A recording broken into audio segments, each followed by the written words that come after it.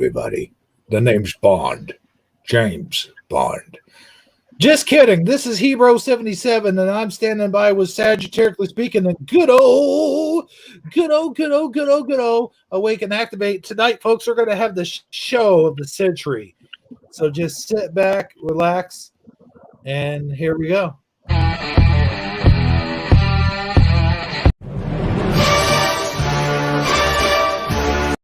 Just kidding.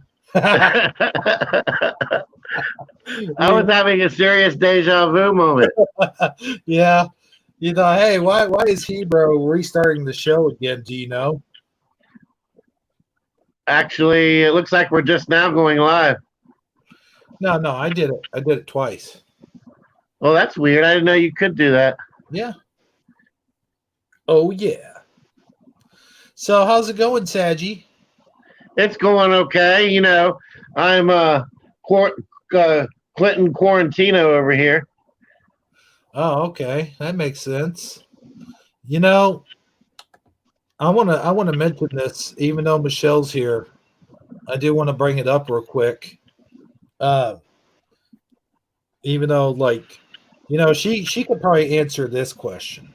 Being a woman and all, she knows what all women go through. Like you see a woman strolling down the street, you know, and then she's got like a short skirt on with the pockets hanging out on the bottom, and then a short tank top on with cleavage from here to Miami. Why does it have to be Miami? I don't know. Just Miami seems like. Why can't it just be like, you know, Fort Lauderdale or something? Oh, well, okay. How about that then? All right, go ahead. I'm sorry. But, you know, she's walking down the street and she's giving off all those pheromones and stuff, and you can smell them. And then you're just like, all of a sudden, your brain ticks. And you have to look. You just have to. You have no choice. And you look over there, and then your eyes bug out of your head like the wolf in that cartoon. And then, you know, you got to be careful, though. You gotta use proper woman Googling etiquette. You know what I mean? Like you can't. So where are you going with this exactly? I'm just talking in general about men who did I say googly eye at women. I'm just saying you got to use proper etiquette because they're not just wearing. So what would be the appropriate way to approach such an individual in such at such an exact moment? Is what you're saying? Right. Okay. Like you can't just hold on a second. Where'd it go? Oh, you can't just you know, otherwise they'll go.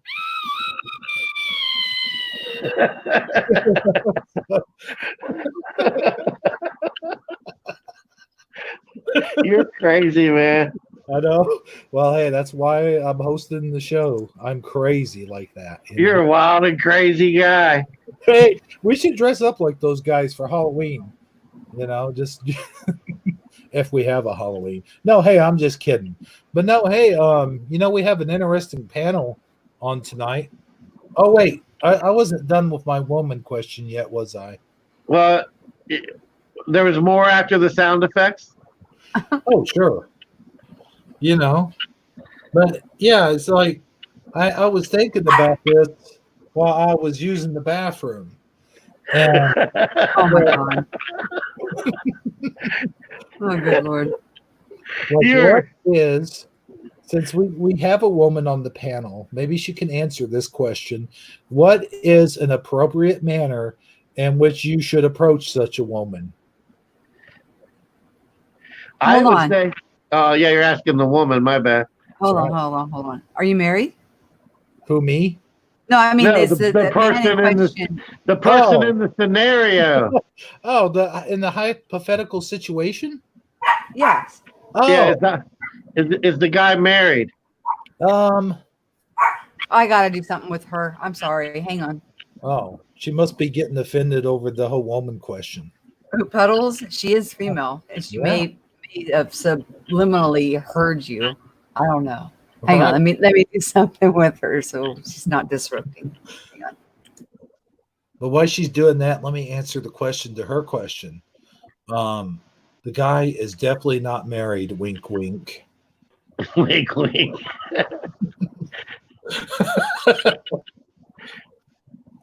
He might or might not have his ring in his pocket. I'm just saying. Right. Well, I don't know, my friend. The deep thoughts that you ponder while you're in the bathroom never cease to amaze me. Right. In the bathroom. I mean, what are you doing in the bathroom? Like, are you thinking about this woman? Are you single? Are you married? What's the appropriate etiquette for what? Asking her on a date? Sure. Or to Just be insulting or treat her like, I don't, first of all, the way that she was dressed, the way you described her, her cleavage all the way going to Miami. Yeah. a tight tank top and short or whatever, she was scantily clad, and then to Google eye her, because men, they're going to look. Even married men will look, but how to approach somebody like that is, if you ask her on a date and she says, well, it's, $100 an hour. Sometimes you got to figure out what kind of a dating situation that she's actually presenting herself out there as, and what kind of money you got in your wallet. Okay. Or if it's a serious kind of a dating scenario where she's dressed in casual attire, just doing her daily errands or whatever, and you come across her and you're single, the best way to approach is to not come off creepy, or, when you're talking to her, eye contact matters. Even though you are noticing the other parts, but if you are serious and want to get to know this individual, eye contact and don't be nervous, stand there with some kind of certainty in yourself and confidence, and strike up a conversation and make sure that you have some commonalities there, and then proceed there with maybe exchanging phone numbers to maybe go out at a later time. That's a well sound and well put answer. Okay, let me throw in a few kinks into the armor. I mean chinks, not kinks. Gosh, here comes more to the scenario. Okay. And then, but let's say you're walking down the street, minding your own business. You're wearing a jean jacket and sweatpants and a wife beater. You're unshaved. You got a snot rag hanging out of the back of your pocket. You kind of you got a trucker hat that's got 1,000 holes in it, and your eyes look like you haven't slept in days. You haven't brushed your teeth that day. So now, typical Hebrew out strolling around. Okay, I'm with you. All right. Well, you dress and take care of yourself to attract those that will dress and take care of themselves in like manner. Oh, okay. Yeah, but okay. What if? Yeah, but you got the deluxe edition N95 protection mask on. No, so that makes a big difference in today's society. Snot rag is a total turnoff. I'm just gonna be straight up with you. Oh, okay. If you keep pulling something out of your back pocket and blowing your nose into it and shoving it back into your back pocket, yeah. Okay, well, let me ask you this. What if you look like this guy? Hey, baby. Like Stephen Molyneux? Huh? Isn't that what he looks like? Shaved head. Oh. That philosopher. Yeah, sure. Bleached eyebrows. Has he got an earring in both ears? I think he's only got an earring in one ear. Oh, okay. But, okay. That's enough of that. Well, that does kind of look like He-Man as a middle-aged man. Yeah. Well, what if you're walking down the street and you're minding your own business? Why are you walking? Because you can't afford a car. You don't have a Exercise. car. What if you look like this guy? You just minding your own business. You look like you have a Superman costume, but you ain't worked out one day in your life. You're Right. wearing tights and underwear on the outside of your tights. Mhm. Yeah, I don't think you're going to get very far with that outfit on, Oh, okay. No. I'm just wondering. unless you can really fly, and then maybe. Unless you meet somebody that's dressed up as Wonder Woman. That would be the flip side of the scenario. Okay, let's say you're walking down the street, you're minding your own business, and then all of a sudden you see a beautiful woman, and she's got a Wonder Woman costume on it. She's got the build to go with it.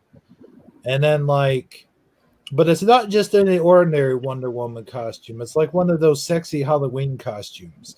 Let's say it's Halloween, and you're in a bar, and you're throwing back about 5 or 6 avocado fachados at this point. And, you know, then you see her, but she's with her friends. How are you going to be able to penetrate that field of Fortress of Solitude? That's cool. Well, that was what the avocado fachados were for, right? Liquid Yeah, courage. you order around for everybody. That's how you get past that. A lot of the times, what gentlemen will do is talk to the bartender and send over a drink as an icebreaker. Oh, yeah, there you go. But when you meet somebody in a bar, you need to realize the environment that you're in. Oh, And also, you know, what you're talking about is lust of the eyes instead of actual love. True love will be you'll have the attraction to each other, but that's just the beginning, and it builds into a stronger love, a deeper More, love. yeah, more meaningful relationship. Yeah. Where passion wears off very quickly. And if there isn't that foundation that you have things in common, similar interests, or you know, that's why we hear, you know, divorce rates are so high, that because that passion or lust wears off, and then they really have nothing in common to talk about or to keep building, where you actually fall more and more in love with the person over time.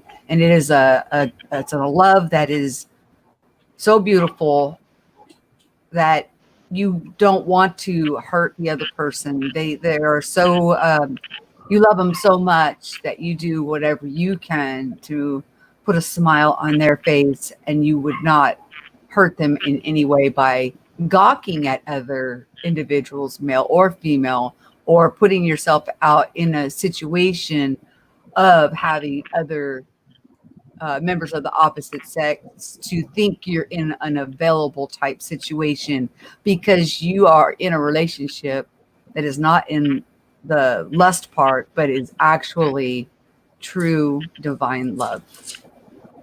well, you went Very, very well said.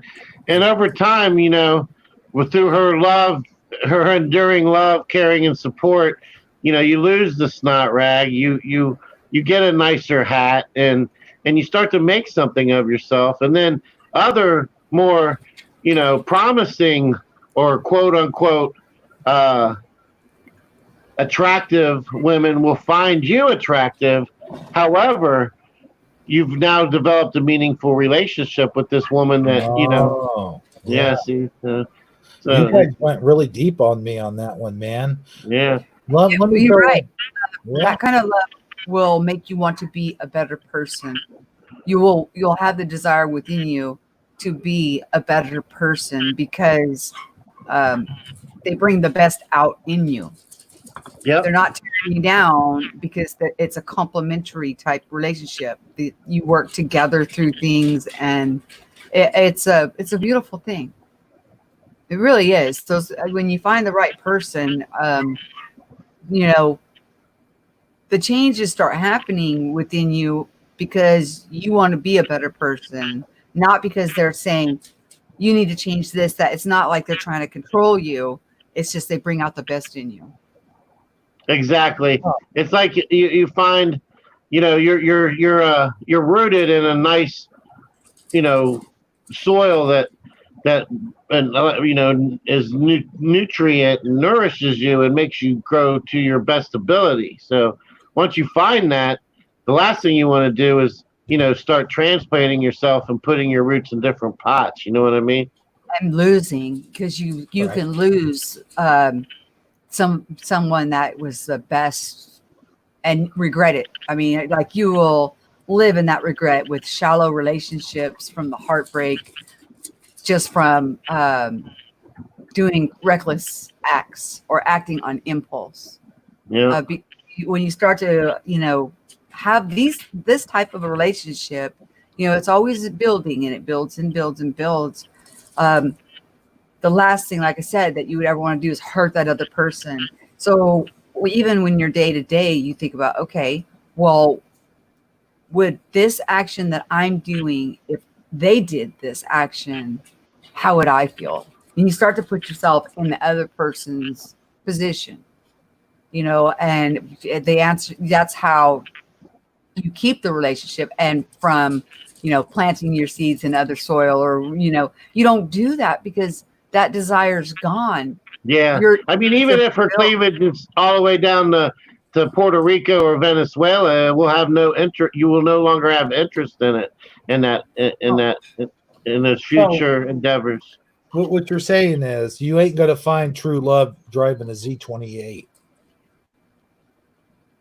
No, I'm not saying that at all. I think most women who are worth their salt are not wanting a ready-made situation. They want to build a life with somebody. They don't want, that's a different type of a female, more on the long lines of like a gold digger, type. A trophy wife, yeah. Yeah, and that she's just looking at you for the money and what she can get out of it, but she really doesn't love you. But I'm talking about women that want a relationship and they want to build a life with him. It doesn't matter if you started off with the snot rag in your back pocket. Wherever you build your life as you're moving along, as you're going through this together, you did it together, and no one has any power trips over the other one. It's hard to describe it, but once you find it, you know it, and you don't want to jeopardize it. Yep, I couldn't agree more. It's a rare, beautiful thing when it happens. Yeah, Michael brought up a good point. Like in the beginning, you are going to see people will act different. They're not going to be their natural self. It's going to be fake in the beginning when you're at that passion and lust stage. They'll put on, this facade, but over time, that drops and the real them comes out. And it's either you accept them or not, but it's better always just to be yourself. But it does seem like you're always going to present the best version of yourself at the beginning, but over time, all of your colors are going to shine through.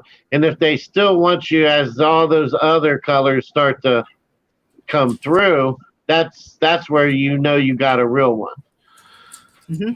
This portion of the show is brought to you by Batman Cologne. Batman Cologne, when you want to fight crime and smell like Batman, Batman Cologne for all your Batman cloning needs. Thank you. Who knows what Batman smells like? Obviously you do, but I mean, explain the Batman scent.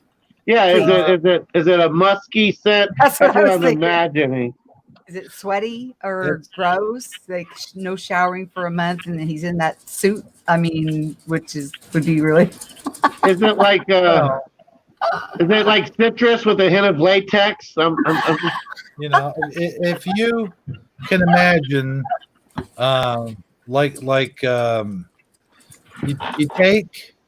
you take a sweaty, a sweaty pork chop, all right, and then you put it into a latex glove and let it sit there for about a week, and then take it and run down the streets and fight villains and punch people all day long. And then There's the Musk. you would have what Yeah. I refer to as Ode to Batman. Okay. It smells like this, actually, if you want to know. It smells like this. Yeah, spray it, and I'll take Oh a my big gosh! whiff. There. Okay, yeah. You're right. It does kind of smell like that. I Told you. can't believe you have it. Wow. Yeah. So is that what you're wearing when you approach the woman walking down the street? Well, I'm not. You know, I'm But you're married. talking for a friend, right? Yeah, I got you. Yeah. A friend. Oh, I hope that didn't go into my coffee, by the way. your breath will smell like Batman. I don't know. You know, I used to drink cologne when I was younger. That explains a lot. I knew you were going to say that. Oh, I you used guys killing me. Stetson cologne. Stetson cologne got sort of the best taste if you're going to drink cologne. Right. Oh. All righty then. I'm sure it really helps you rope them in. Well, you got fresh breath or something. Rope them in. Oh wow, that's Well, funny. I tell you, that was supposed to be like sort of a shtick. That we did. Yeah, I always wondered when I was younger and I would read the cologne or the perfume bottles why they said toilet on them, because they say "Eau de Toilette. toilette." Colette, right? Colette. Because by the end of the day, you know, once it wears off and you haven't showered for a day, it does kind of smell like toilet. Right? Because very rarely do toilets have a pleasant smell unless they were just recently cleaned. Oh, yeah. Well, that's what the cologne is. It's been recently cleaned. Oh, okay. You know, I imagine probably an actual toilet cologne would probably, if you keep your toilet clean, it would probably, the cologne itself would smell like toilet cleaner. All right. I don't want to smell like that. Yeah. I mean, I'm not. I mean, Pass. yeah. I mean, I can see. Yeah. I I mean, don't want to smell like a clean toilet or a dirty toilet. It's just no. yeah. I won't see me rubbing Comet on my armpits anytime soon. But remember now, he had this whole thought on the toilet. So, you know, this is all kind of piecing together here. as Yeah, it we all move does kind of come full, deeper into this. You know, full me- elongated circle here. when I brought up the whole scenario to Saji, we came up with a little dirtier scenario involving having to spray your private parts with Lysol.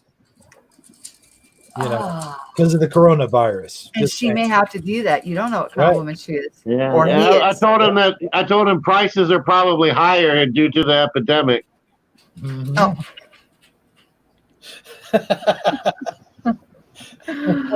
Oh, men have to, you know, be hygienically clean in that area themselves. They got their own issues too. So, you know, I'm sure they're expecting hazard pay, nevertheless. sometimes you need to just say no. Just say no. Just say no. Yeah, like the slogan from the late '80s, early '90s. Sure. Nancy Reagan. Just say no. Nancy Reagan. I don't think that worked too well, did it? I think we lost. It didn't work on me. I don't know. I was 16 years old smoking weed in my best friend's garage. Well, we all did stuff when we were younger. It's just, you know, you grow out of that. We go through our stages. Everybody does. Nobody's perfect. We learn Right. and grow as we go. So, yeah, the Nancy Reagan thing, I just like to say, where's the beef? Where's the beef? I mean, I liked her too. You know, it's just. I remember this is your brain on drugs. Oh, the fried egg. Yeah. Yeah, usually I was stoned when I watched that, and then I went and cooked up eggs. Right. My friend at the end of that commercial, if I had a friend over, we had this one friend. Every time the commercial would come on, at the very end of it, they go, any questions? And he'd go, yeah, you gonna eat that? There you go. There you go. Yeah. Now, I really was not much into the marijuana thing. I don't, even when I was younger, I didn't like things that interfered with my thinking. Like, I wanted to have a clear thought, be able to think clearly. There's enough crap in life that is so distracting that clouds our judgments, and then It's funny you say that because I had the opposite effect. Like when I would smoke it, I felt like it opened a third eye, gave me like a sixth sense, a better, a clearer vision. Now I couldn't. Granted, I couldn't do it while I was trying to do like anything that required a lot of complex thought. But as far as like raising my conscious awareness, I felt like it did that. Does that make sense? yes, but for me, it was cartoons and the kitchen, and then bed. Yeah. Just, I can mean, relate. in that order. I mean, it was like, okay, my mind can only comprehend short little clips of cartoon. And then in the meantime, I got really hungry, so nothing was safe. And then after that, straight to bed.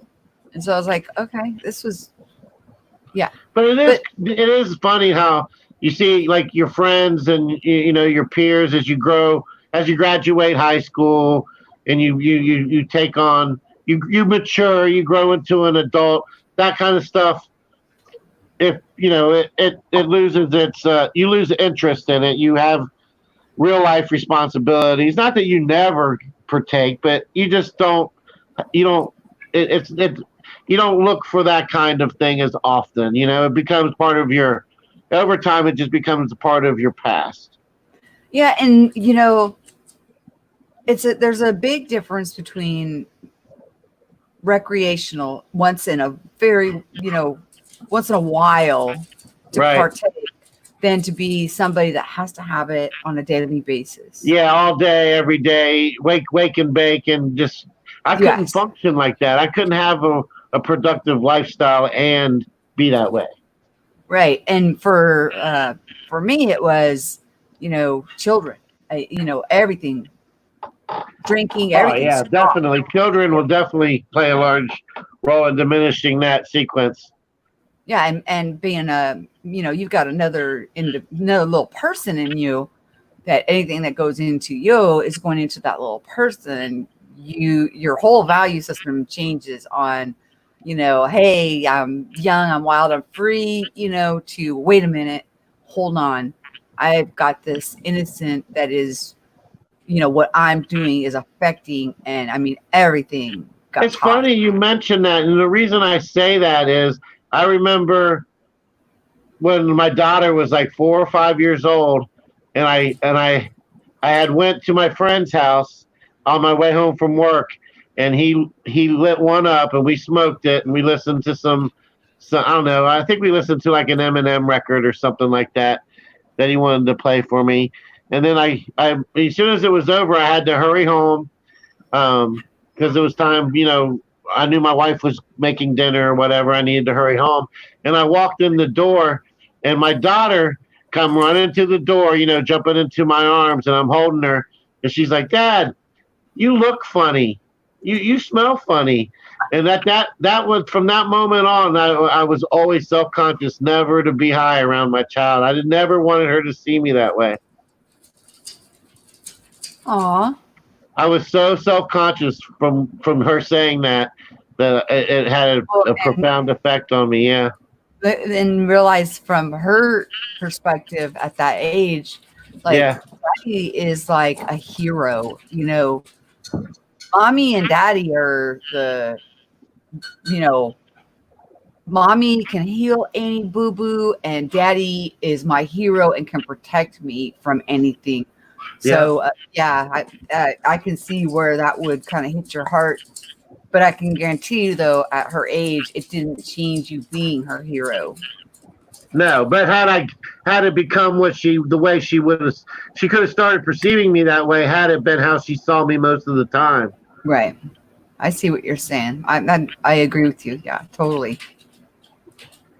Children, when you have them, that's a responsibility, and we love our children, so we, that is something that makes us want to change, to be, to grow up, take the responsibility, and be a better person for our children. That's another kind of love that is that will bring out the best version of you. Right. I agree 100%.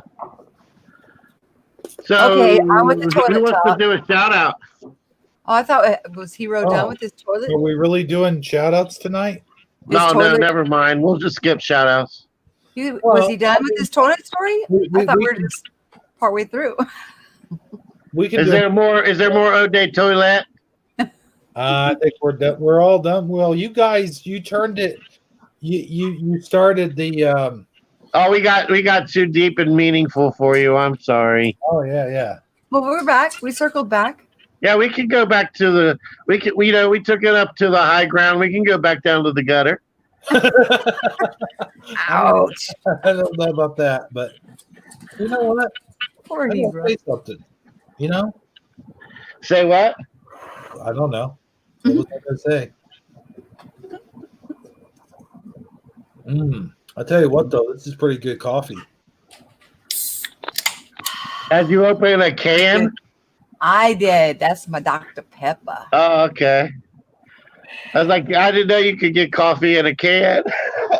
Well, they all come in a can until you brew it. You can get iced coffee in the can. Oh, yeah, iced coffee. Mm-hmm. Folger? Well, no, I guess they're not. They used to be in metal cans, but now I guess they're all in plastic now, aren't they? Mm-hmm. Like the Monster has a coffee flavored Monster in a can. Right. Yeah, there's coffee flavor stuff in cans, aluminum cans. But I know what you're talking about there, Mashake and Act Awake. Hey, this is Cheers. You're supposed to know her name. No, it's Mashake and Act Awake. Everybody knows your name. But no, seriously though. They still have coffee cans, like metal cans of coffee, Yeah, but Folgers was in a metal can, but now it is in a plastic container. Yep. It's no longer in a metal can? Nope. I'm thinking of the off-brand then. But no, it looks metal, but when you really look at it closely, it has a metal rim, but the rest of the can is actually paper or with like an aluminum foil lining. I see.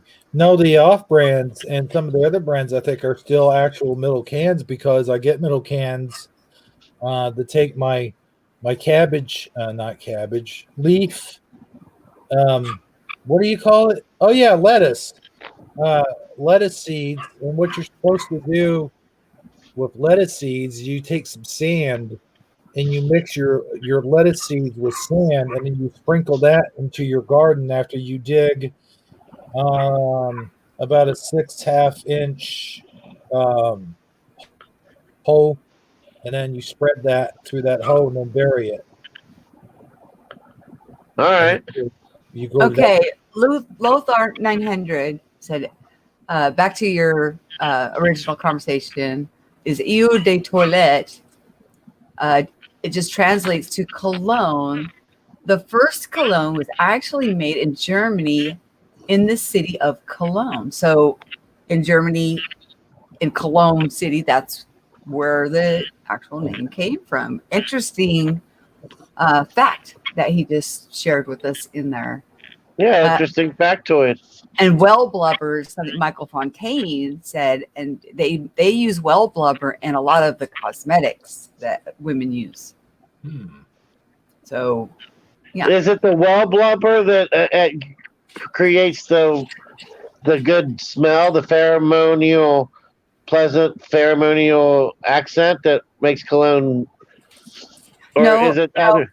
Whale blubber is used in cosmetics like lip gloss, chapsticks, facial Oh, cosmetics. So as okay. for cologne and parfum, we say it is perfume, but it actually is parfum, is along the same lines for male and female. They just, chemistry set and come up with a scent and, and then mass produce it and then sell it. Yeah, But I remember like back in I guess it was the 90s, early 2000s, where like pretty much any pop star or celebrity seemed like they were just coming out with their own trademark scent or perfume, like overnight, like Nicki Minaj, Britney Spears, Christina Aguilera, you name it, they had their own perfume, like, you know what I mean? mhm. Is it just like, I don't know, and the way they described it was they were actually, sitting in a room with some type of, chemist and scent designer creating, smelling all these different exotic flowers and things. No, I don't like that one. Yeah, let's put that one in there. I'm in my mind. I'm wondering, like, okay, like, is this really a thing? Like, you can just do, like, just create your own perfume overnight? But apparently, it was. Oh, and Michael Fontaine raises a pretty good point. He talks about that's what Popeye was based on.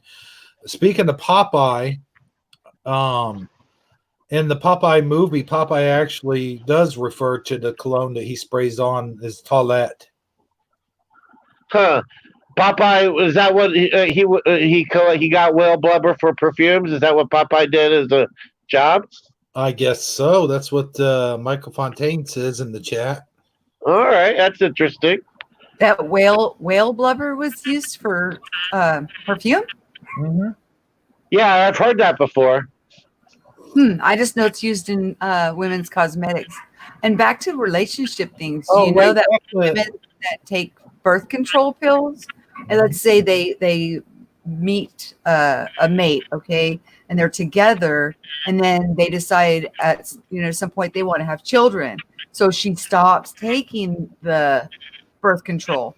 Well, the Uh, birth control changes her senses, and we have a natural ability to know who to mate with and who not to. It's in our chemistry, our pheromones. it's We like like your inherent selection process built yes. in.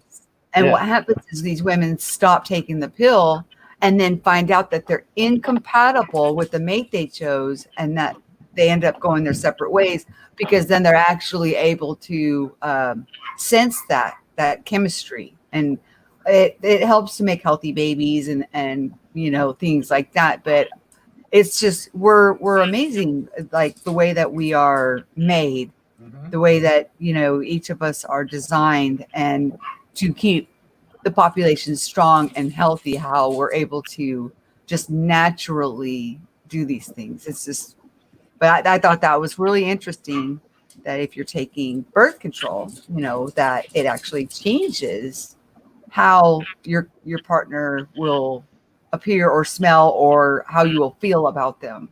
well. Right. Speaking I of can see how it smell, might work both ways too, because if you're taking the birth control, then you're not having your monthly cycle, which is inhibiting certain pheromones probably from happening at your end as well. sure. Speaking of smells and artificial flavors, um, did you guys know that ice cream manufacturers and people who make like cookies and candy and stuff like that and so forth? Like Willy Wonka. Well, yes, exactly like Willy Wonka. Okay. How did 'Cause you know what I was talking if about? anybody can take the magic and put it in your hand, the Candyman can. Well, speaking of magic, the vanilla that they use to flavor most of their foods does not come from a vanilla bean. It actually comes from the anal gland of a groundhog. I thought it was a beaver. Oh, is it a beaver? I don't know. I was just messing with you. Oh, well, it might be. It's one of those animals that take it from the anal gland and extract it, and it's got a chemical in it that tastes just like vanilla. Hey, there's some expensive coffees that the beans go through the digestive tract, and I saw that on some movie, and then looked it up, and it's actually true. And this guy had to have this coffee, and then when he found out that it was actually digested and pooped out, and that's where they gathered the beans back from to make this coffee. Yeah, I mean, it's gross, and what you just said about the candy just like turned my stomach, but it's like, Yeah, it is artificial flavorings like vanilla, raspberry, and strawberry are made from the anal secretions of a beaver. It's a goo. We lost you at goo. Uh-oh. What happened? he said, It's a goo called castoreum, and it's something the animals use to mark their territory. No. Now, Eddie Van Keen Corona says from a pig, and Michael Fontaine. Michael Fontaine? Michael Fontaine? What? Michael Fontaine says goat butt. Goat's butt. Goats. Wouldn't it be goat's butts? Well, and what I found here on National Geographic, it's beaver butts. Oh, okay. Oh my God. I'm sure there's a dirty joke in there somewhere, but I won't. Oh yeah, I can think of a few. Oh sure. But I won't go there. I won't. This is a classy show, damn it. This is semi-family oriented, but not for kids. Right. Well, a lot of us around the holiday season will make homemade fudge and candies and cookies and stuff like that. And I have yet to have to go and get a secretion out of any animal's butt to make really good candy and cookies and fudge and stuff. So you might want to look on the bottle of your vanilla extract the next time you get vanilla extract. I mean, extract. Right. Mm-hmm. I don't add a lot of vanilla extract. So I'm going to say, sometimes it's just better to make it yourself. That's all my point was, because I don't want anything coming out of anything's butt and then going into anything but. She said butt, hero. Yeah. Anything's butt. I don't want anything. I don't want to eat anything out of something else. You don't want to eat anything but related. I got you. Eat anything coming out of anything's butt. Right. If they've already eaten it and digested it, it's done. No going from butt to mouth. I got you. Yeah, it don't need to be recycled more than once. I'm with you on that. Never You mind. eat a piece of candy, right? And then you rub your eyes. Did you just give yourself pink eye? Oh yeah, you can get yourself pink eye, like if someone farts on a pillow. Yeah, it's from the dingleberries or whatever, the butt particles. Yeah. No. No, seriously, no. Scientifically, we're talking about scientific facts here, people. All right, so I want to ask the chat room, out of the three people on this current panel, which one of us do you think was most likely to sniff glue in kindergarten? I think he ate it. He didn't just sniff it. He ate it and Play-Doh and his crayons. Yeah, I mean, I just admitted to drinking cologne, so just saying. Dirt. Oh my gosh. So I put a link in our Taco Tuesday. Can you bring that up, bro? I most certainly cannot. Oh wait, yes I can. He's so mean. Oh, he said it so nicely though. It's like a passive aggressive thing he's got going.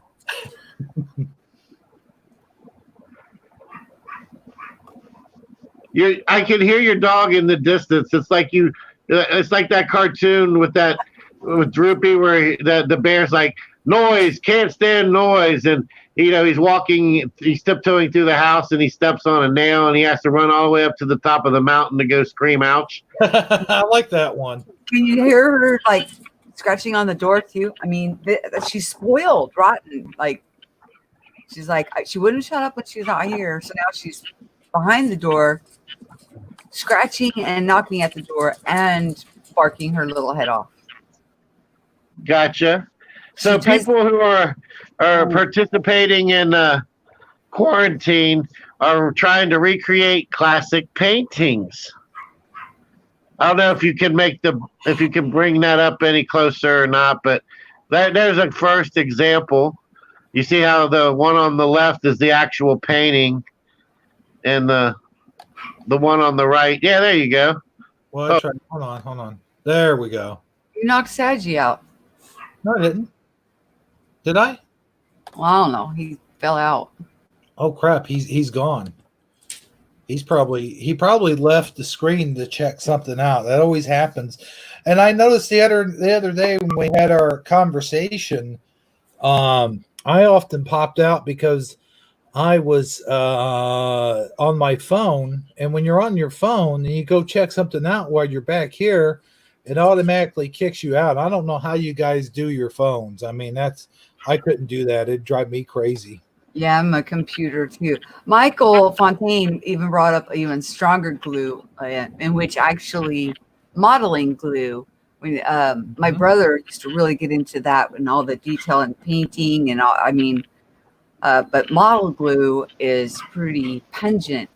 Yeah, I remember modeling glue, and it does have it will give you a lightheaded feeling for about. If you take a big whiff of it, I don't even mean on purpose, just sitting there using it. No, I mean if you walk in the room and somebody's building a model, you can smell the glue. Yeah. You don't even have to be like, you just know it's being used and it's very strong. I gotta go pick up some modeling glue, but I don't think it's an essential. Yeah, I saw some videos today where some stores have that stuff taped off where you can't even go buy it. It's like, if we're going to be in lockdown, at least give us something to do. Don't be locking off, our modern glue or paints, our coloring books or crayons. I think the real reason they're doing it is because they're not sure that they can get it back in stock if they sell it. Oh. Well, no, I'm telling you guys, it's like people are reporting different things than what I actually am experiencing. It's odd. You know what I mean? It's odd to hear. Because there's so many things that come from China that we might not be, I think some people were concerned that it'll quit coming over the border. Well, and okay, they're also saying that tainted products and stuff like that, right? Okay, but they've been saying that, people remember, from the 80s or when we were, teeny boppers or high schoolers, about the toothpaste. And it's like, nothing ever came of that. These things come up and then they go away like it never even existed. In the meantime, nothing ever comes of it, and no proof of anybody ever having a problem with it comes up. It's right. Just, well, it's odd. So like the other day, I was watching a dude that's on TV, and he's doing the news from his home at this time. But anyway, he got some groceries, and he was showing people. He was actually showing them how to clean off your cans and your spaghetti boxes and whatnot. And the funny thing is, here's the funny part, is that as he's wearing these gloves, he's wiping off one half of the product and then using the same Clorox wipe that he used to wipe off the other product with. So it's like now you're contaminating your rag with one product and wiping it onto another. So what is the point of that is my question. Yeah, exactly. So look at this image you got here on your screen here, bro. Now not only are they wearing the outfits, because I mean that's impressive in itself. He's got the pose down. His hand is pretty much in the right direction, blah, blah, blah.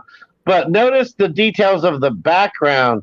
They even got the red chair, a clock on the wall, the chandelier above their head, and the window is in the same place. I mean, they even got the little piece of fruit or orange thing that's on the little trunk under the window. These guys went all out.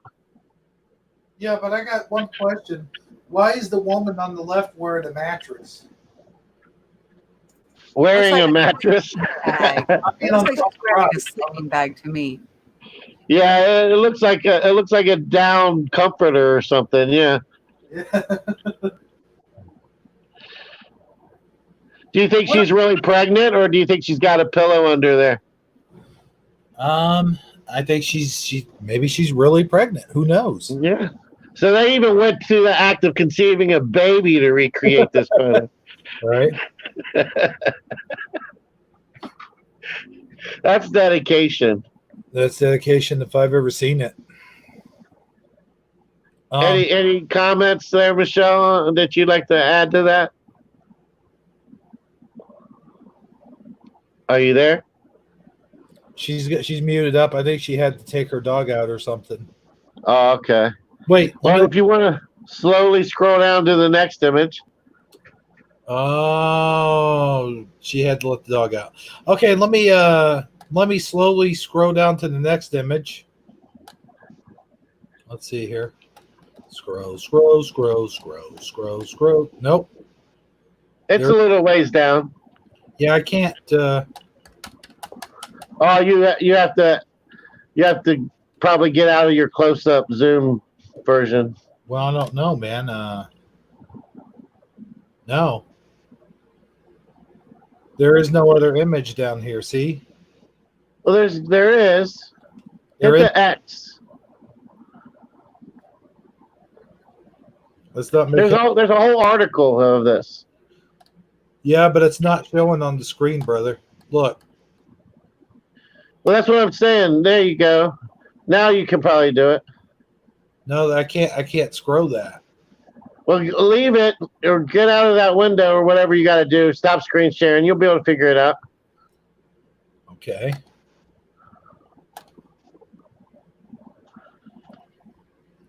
Well, let's see here. This is what you sent me.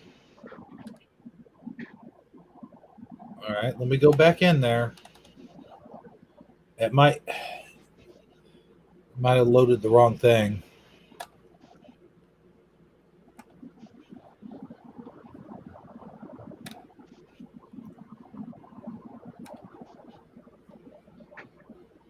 That's all you sent me, brother. Huh. Let me go back and see. Maybe I'm the one who's.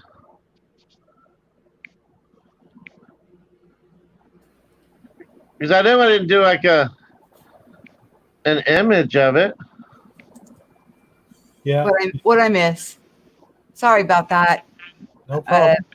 My husband had to go in the front door, and she was in there, and she'll be a pain and run around outside, and yeah.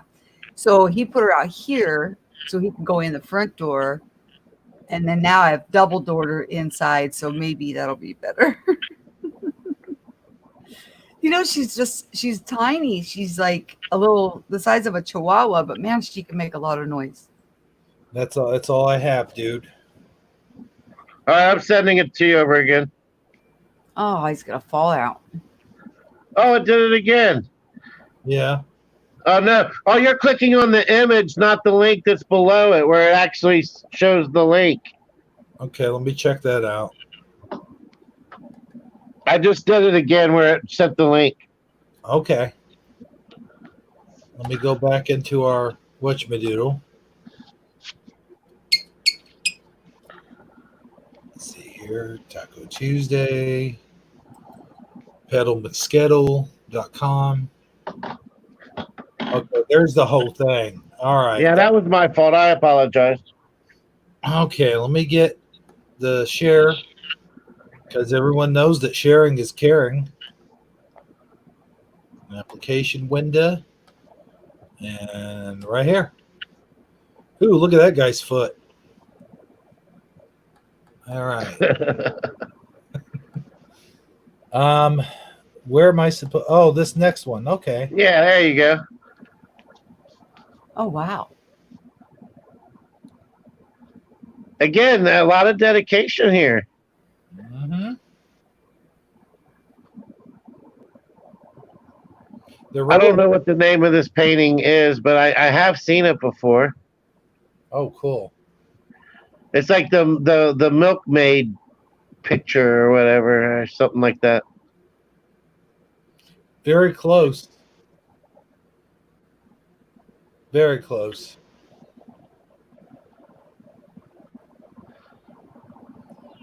So it's art. Is the recreation just as artful as the painting? Would you say? Sure. I mean, I don't see why not. It's something. It's actually probably more creative because they had to go through and collect these items, and they had to go through all the work of finding clothes that matched. And you know, I would say the recreation is not better than the actual art itself, but it's different. It's a different kind of better. You know what I'm saying? Yeah, I'm with you. Yeah, like in the background there, the basket hanging off the wall. She didn't do the thing above the basket though for whatever reason, but she did get the lantern in there. Mm-hmm. All right, let's scroll on down to the next one. Teresa, this is people at home that are actually recreating famous art pieces as they with the quarantine and how Yeah, creative that they're being. yeah, it's part of their quarantine therapy. Now this one, I guess, is kind of controversial, but wow.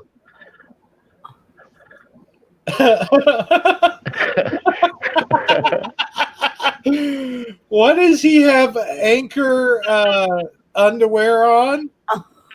And How he's do you know that he's got anchor underwear on? Is what I want to know. Did you zoom in just to make sure what that was there, Captain? and okay, so how come he didn't find a baby doll that its head came off? Right. Well, yeah. I happen to know thousands of baby dolls personally that their heads come off. Yeah, any 6-year-old girl has got lots of naked Barbies with missing dismembered parts, right? Yes.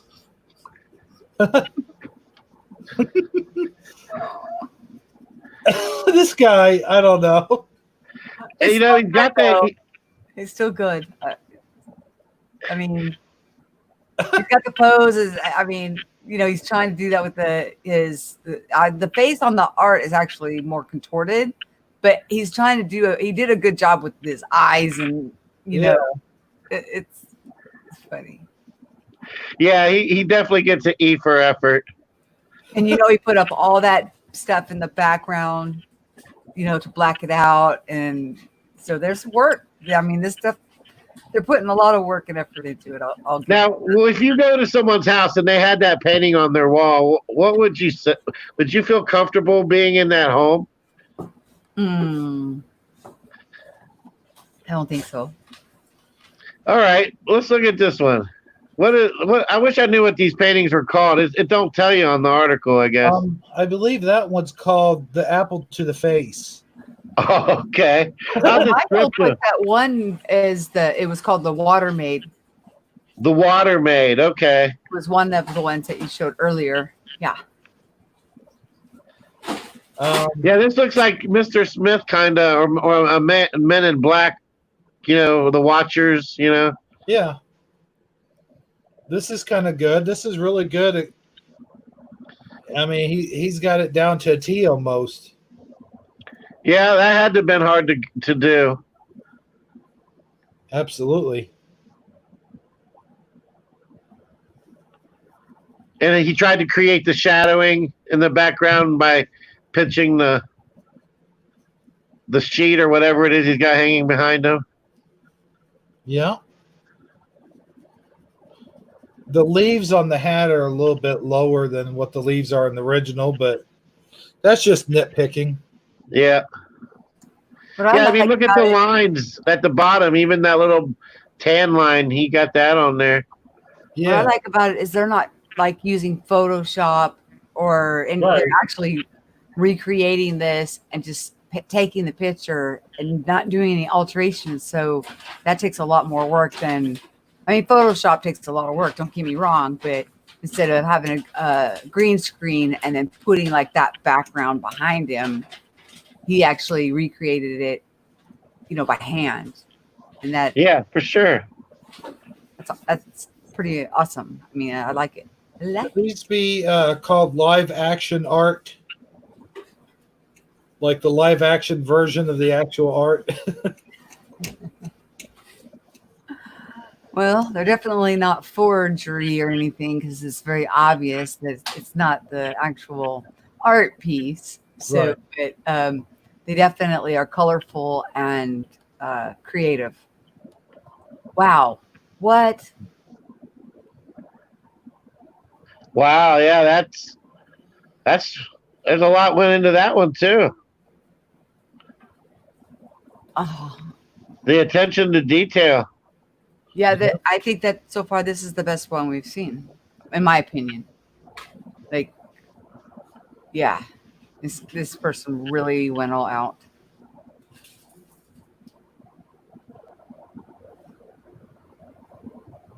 Huh. The Yeah. only thing that he could have done different was Yeah. the way he was holding the pen. He don't have the pen looking like he's about to write with it. The Well, same. the other thing that could have done different, this is just nitpicking, is maybe get an actual bald dude. Oh, he should have shaved his head, is what you're saying? Yeah. Well, he's Yeah. not the guy in the actual painting's not bald. He's got the Right. monk dude, the halo hair.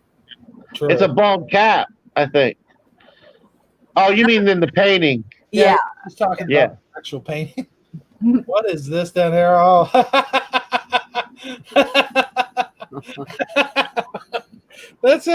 It's pretty good, but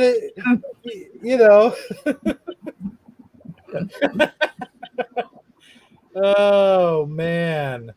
And you guys remember, Sagi's the one that finds all this stuff. So this just tells you, how much time he has on his hands.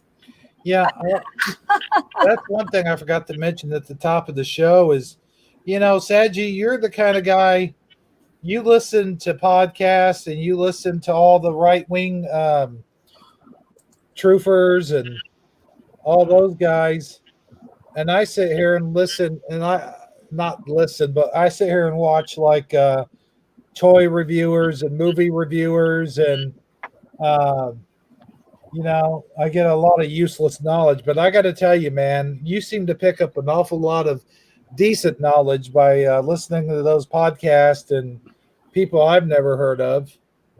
It's Yeah, well, research. I mean, he's digging farther into the internet rather than watching Right. a podcast. He's actually digging.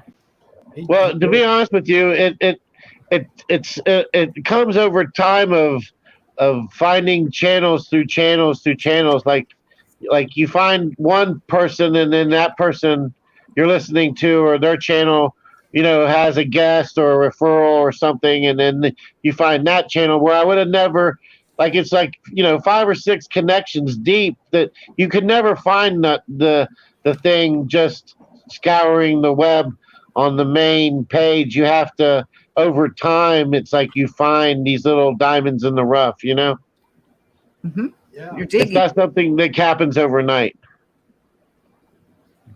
So you keep your mind working, seems like, all the time, because you're always like, oh, listen to this guy, or oh, hey, there's this guy, or look at this, or hey, Hebro, have you checked out this guy? Do you know about this guy? This guy had a great discussion on this thing, and it's like, here I am, all I check out is like video game reviewers, movie reviewers, and schlubs like that, and really all I do is stick to about 3 or 4 good people as opposed to about 400 or 500 halfway good people. I'm with you. I know what you're trying to say. Yeah. I think there's one or two more. Wait, did I just miss one? Hold on. I'm not sure. It kind of looked like an ad. Oh, yeah. This? Oh yeah, those are like 3 in 1 there, or something like that. Should I click it? Yeah, try it. Do. Okay, that looks a little better. I'm gonna click it again though. There we go. They just did it. That's Okay, come on. We saw some really good ones, and we just went really downhill. yeah. I'll say this: that they Poor all blue legs. Well, that just makes you appreciate the good ones that much more, right? right. It's creative. Don't get me wrong. All right. But I mean, you got to work with what you got, right? exactly. Yeah. Oh, that one's kind of good. Her facial expression is cracking me up. Like, what is she looking at? She did try to drape the red thing across her mantle, though. She sure did. Yeah.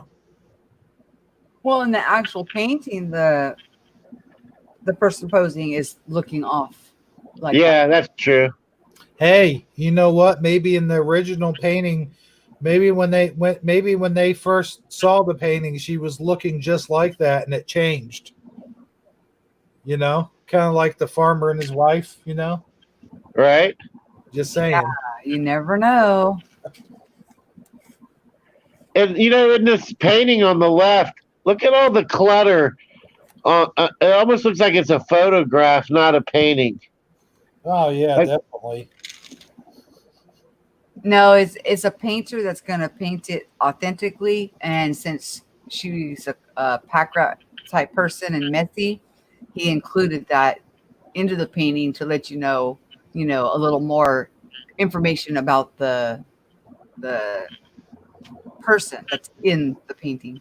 Exactly. And it creates a surrealness, hence our title of our show, Surreal Saturday. There you go. Surreal Saturday. Heck yeah, brother. I'm glad you brought that up. Moving on now. What the heck? That's not even. Oh man. You would think they could at least, like, I don't know, find 2 coconuts or something at least. You could have baked a muffin, a blueberry muffin, and put some powdered sugar on it. Mm-hmm. I don't think these guys were even trying. I'm just saying. This is the. But they got the shadows right. They did great on the shadowing. Oh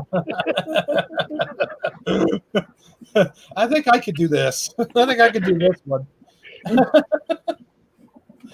Oh, that's funny. I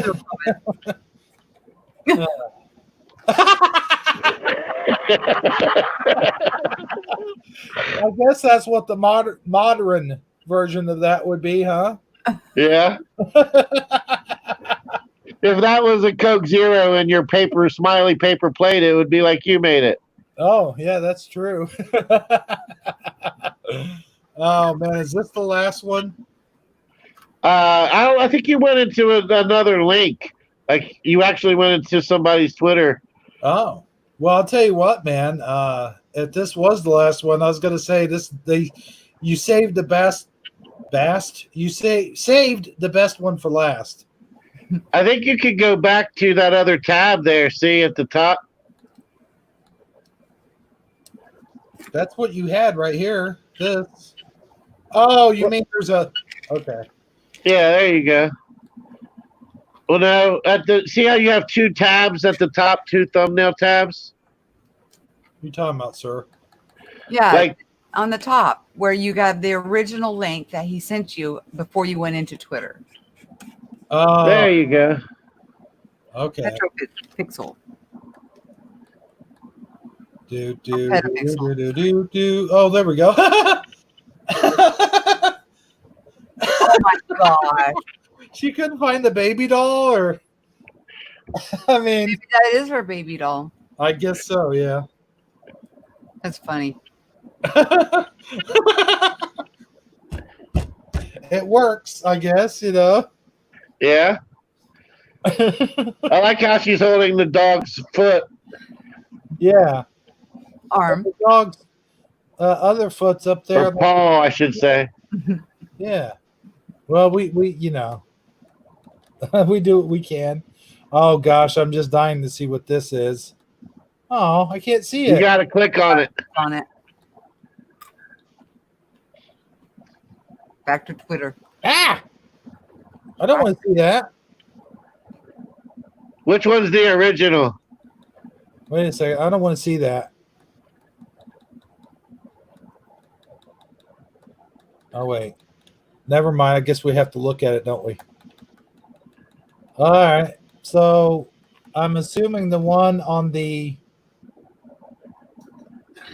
I'm assuming this is the original. Yeah. Yeah, I would agree. Oh, man, that thing looks so gross. If I came across that thing, I'd shoot it with the shotgun. That's called overkill.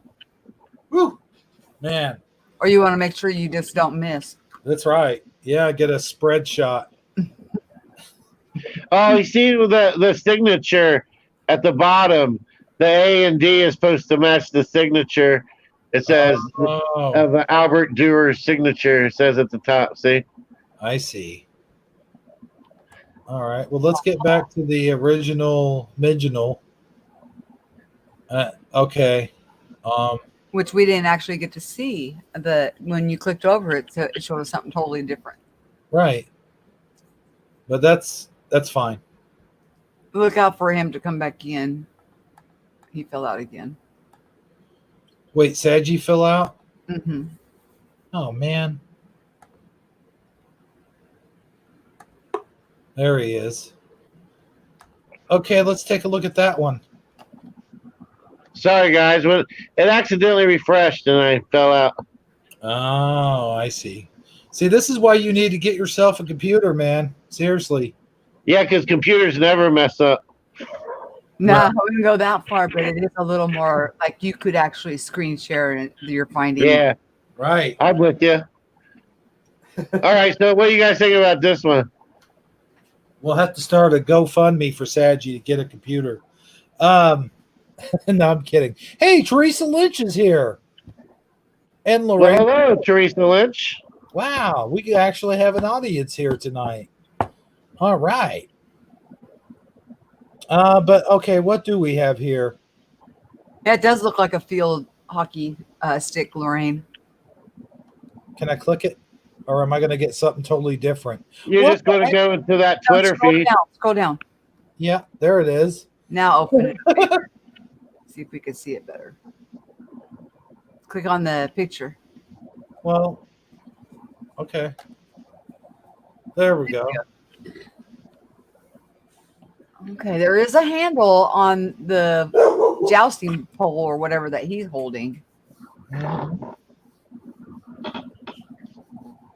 Looks like he's holding like a practice katana. She's got her beret on, and she did pretty good considering. You know, I mean, these people are finding things in their own home. There's no way she was going to recreate that waistline. That's for sure. And that's a male. Isn't that a painting of a man? Yeah. I'm not sure. I mean, I don't even recognize the painting. Well, it looks like a male. I can see how you would say that, but it's hard to say for sure. There's no facial hair or anything like that. Well, he's carrying a sword and also a joust. It looks like, some of the games that they used to do, Right. put their armor on and do these like night type scenario games, and people come and watch. That was their bread and circuses for that time. But Right. it didn't see females out doing that kind of stuff in that era. It was definitely a man's sport. Right. All right. Are you still there, Hebrew? No, not yet. I was wondering why you Wow. left us. He sounds as far as my dog. He sounds like he's halfway to Miami. On his toilet. His magic toilet. Oh my god. Chasing down a beaver's anal gland. To make some cologne. Okay, I'm back. Oh no, I'm sorry, to make candy. Yeah. Oops, my bad. All right, So let me scroll down. Yeah, I don't think you can scroll down on that. There you go. You did it. All right. Looks like toilet paper. Are they wasting toilet paper here? Wait a minute. What? Oh, yeah. Wow, you're getting good at this. They could still use that toilet paper. It's not wasted. Well, that's true. Yeah, it's artistic purposes. So the image on the left, what are we looking at here? That's what I was thinking. Looks like a dove. Looks like an X-ray. I thought we were looking at a dove that like has a hammer in his hand and he's getting ready to smack another dove. All right, yeah, I think it's abstract at the very least. Okay. Oh, like one of those that like a psychiatrist would say, what do you see in this image, and determine whether that's or not. I got it. Okay. Well, either that or someone was mainlining Coke and just kind of smeared it everywhere. What's mainlining? No, I mean, like the one on the bottom is like a main line and the other one is just like all over the place. Yeah. Oh my gosh. I just drink my Coke or my Dr. Pepper. Yeah, there you go. I try not to like mainline it or spill it all over the place.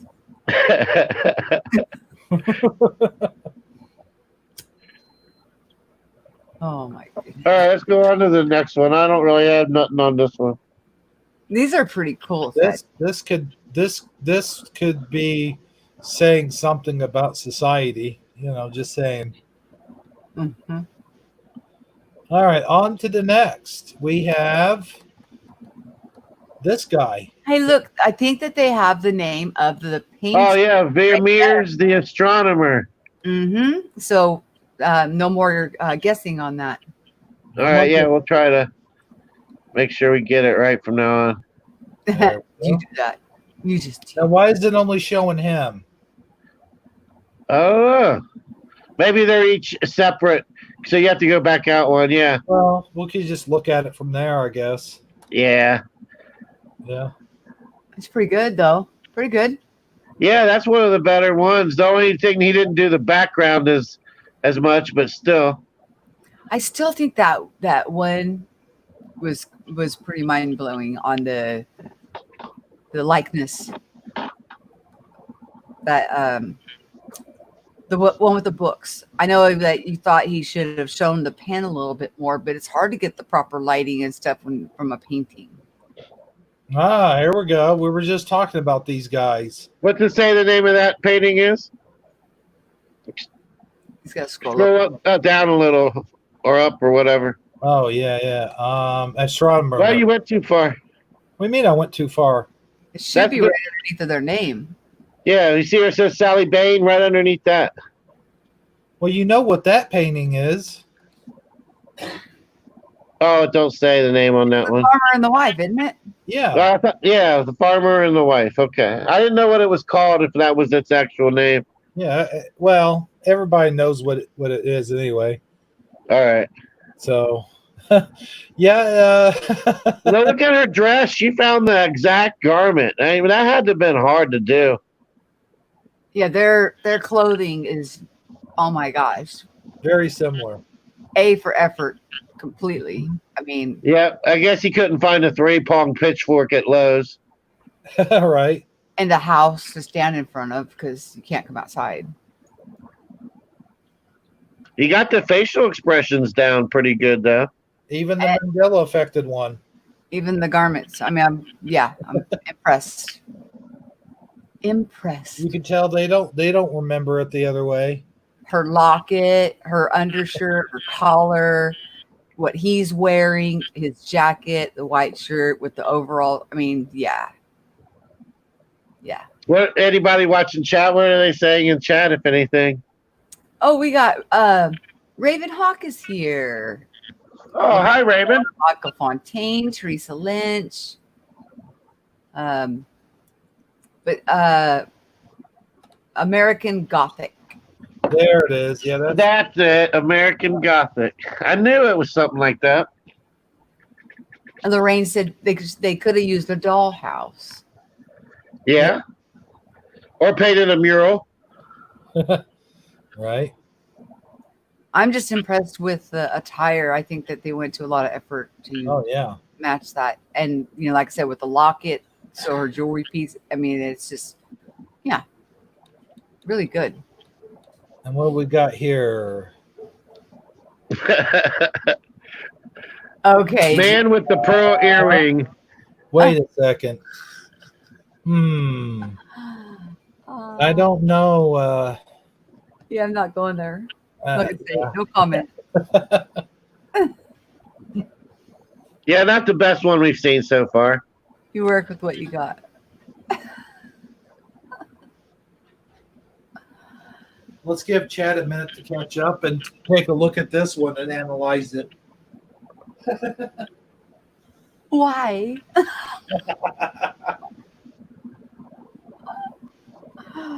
Oh my god. Yeah, we need to start paying attention to how many likes each one has. Like that one had 408 hearts. What about the one above it? Yeah, with the farmer. How many likes? And I mean, yeah, it's how people are reacting to these recreations. And Ravenhawk pass. Yeah, I know, right? Yeah, it's just Hero wanting this. He stuck us here. I know. I hear him stirring his coffee. So, okay, we'll see how many likes the other one had then. If that's what you want to do, I mean. Yeah, I don't want to go back to the beginning, but let's just see what the one above it had in comparison. All right. 16. Oh, 369 hearts. Yeah. Yeah. You would have thought that one would have got more, but that's my personal. It's not the same person though. It depends on how many people see your Twitter feed, right? Yeah, that's true. But you would think with them being back to back, the same people would have seen the same ones. You should be clicking hearts next to the ones that you like. Oh, that's it. That's all of them. That's all we have, folks. Well, hey, you know what? That was pretty fun to deal with. And also gives you ideas on things to keep your mind busy and in this time to keep the blood circulating, exercise, stimulations, creation, and so that way you don't get the cabin fever and feel the walls closing in on you. I'd say that pretty much beats me playing badminton with myself. So I can't wait to see the art that Never mind. Peter's going to come out with, with his recreations of paintings coming soon on a Hebrew show in the near future. Hebrew recreating art. With Play-Doh. Well, maybe I don't know. Maybe I've got some. Maybe I've got an action figure of Mona Lisa or something. There you go. Yeah. Ravenhawk says she's got a bad storm her way, so let's all pray for her. All right. The bad storm doesn't, shut down their power lines or anything, or take down the house. When it was raining real bad here in that horrible thunderstorm that was rattling our house, wow. I thought of it and this was just last week.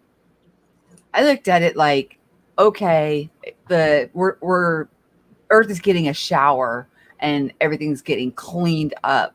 This area is being cleaned of this virus and these issues. And, and then you sent me that link earlier about, California, the excuse on why California isn't, they're saying that we are immune or whatever, or herd immunity or whatever.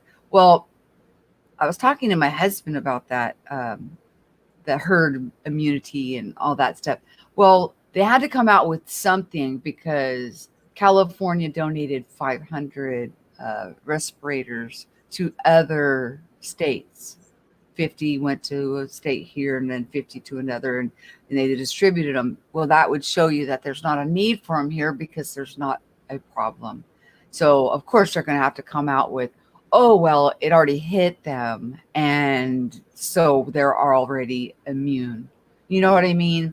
That's like a cover up.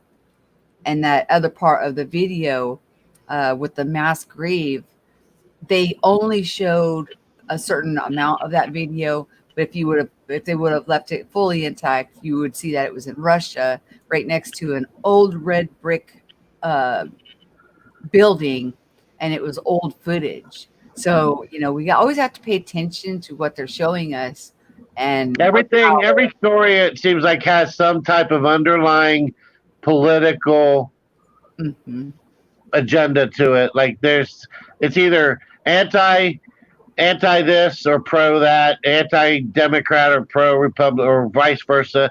They're either trying to convince you that one or the other is terrible and it's all their fault. And I can't stand to watch news like that. Why can't I just get the information without some type of political slant on it? Yeah, it's like they clipped out everything that wouldn't go along with the narrative. And when he shared that with me, I'm going to send you the link, bro, to the entire clip, and you're going to be like, oh my God, it'll frustrate you because the way that they edited it out to not show you that really where it's at and what's going on and when it is even from. It's old footage. So it's not happening in Central Park or off of any of these islands or any of that they're trying to say. That's not going on. It was something. I mean, there really is a place offshore there where they do bury people who are John Does that nobody comes and claims, that really, so they mix some truth in, because they name that place, but then they show you footage of something completely different and call it that. And that's what makes it so bad now because of this, when actually what you're talking about is a completely different scenario. These are exactly claimed unknowns. So that's completely different. We would have to take care of that. And in today's times, they won't go through the trouble with the mass. They'll do the cremation. So, as times change, we have found more efficient ways to honor them in memory and, but also not have to put like a mass burial like that or dig it out or take that much time or exposure, or especially if they're supposed to be a contagious, highly contagious virus. They will not want to bury the body. They will want to incinerate it, killing the virus. So, sometimes it's just logic. We just need to use our critical thinking and discernment, and the answer comes. She said her cat is freaking out. Yeah, this, so it could be the purging of all that. The earth is getting a nice good shower and cleaning out all the gunk. And that was for Ravenhawk's comment, by the way. Oh yeah, the storm. Yeah, she said it's a weird energy that her cat's freaking out. Yeah, dogs and cats are real particular. A lot of times that means that you definitely got a good one coming if the cat's freaking out. So board up the windows there, Raven. Go make sure your car windows rolled up all the way. Yeah, please make sure you do that, especially if it's outside and not garage kept. Oh my gosh. Sit down on a soggy seat and not fun. Well, Hebrew, did you have anything else you wanted to talk about, or I mean, I'm fine with whatever you want to do, sir. Well, it's just maybe I can light a smoke bomb inside my house and watch it go off in front of the computer. Okay, that'd be fun. Let's do that. Yeah, let's do that real quick. Hold on, let me get it. What? All Where are right, you going to be? there it is, right there. I got it in my hand. Okay, I'm gonna put the camera on. All right, I got it right there. Okay. All right, let me go get the lighter. Oh, All right. where's my lighter? Is that safe? Oh, there we go. Safety, schmafety. There. Oh You got a fire extinguisher handy, right? no, I better not do that. I can breathe now. I think we had Michelle going, didn't we? I believed you were going to do it too. I was rooting for you. I wanted to see it. I didn't. My heart was stopped. I was like, what's he doing? No. A fire extinguisher. I don't even have a smoke alarm.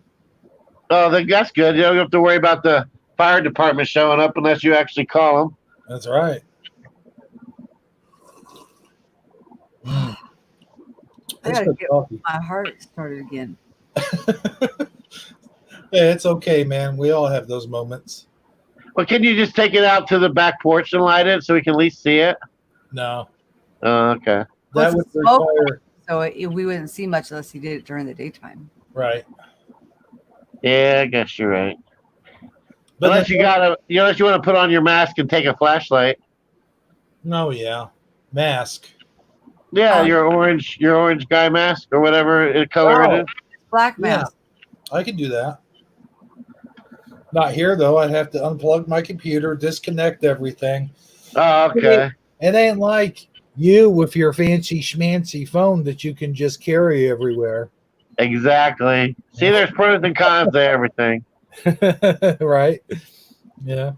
But no, hey, it's been an hour and 32 minutes and 15 seconds, 16 seconds, 17 seconds, 18 seconds, so Michael, I am so sorry. wait, what happened? Thoughts and prayers are with you and with them Oh, and man. the family. Yeah. I hate hearing things like that.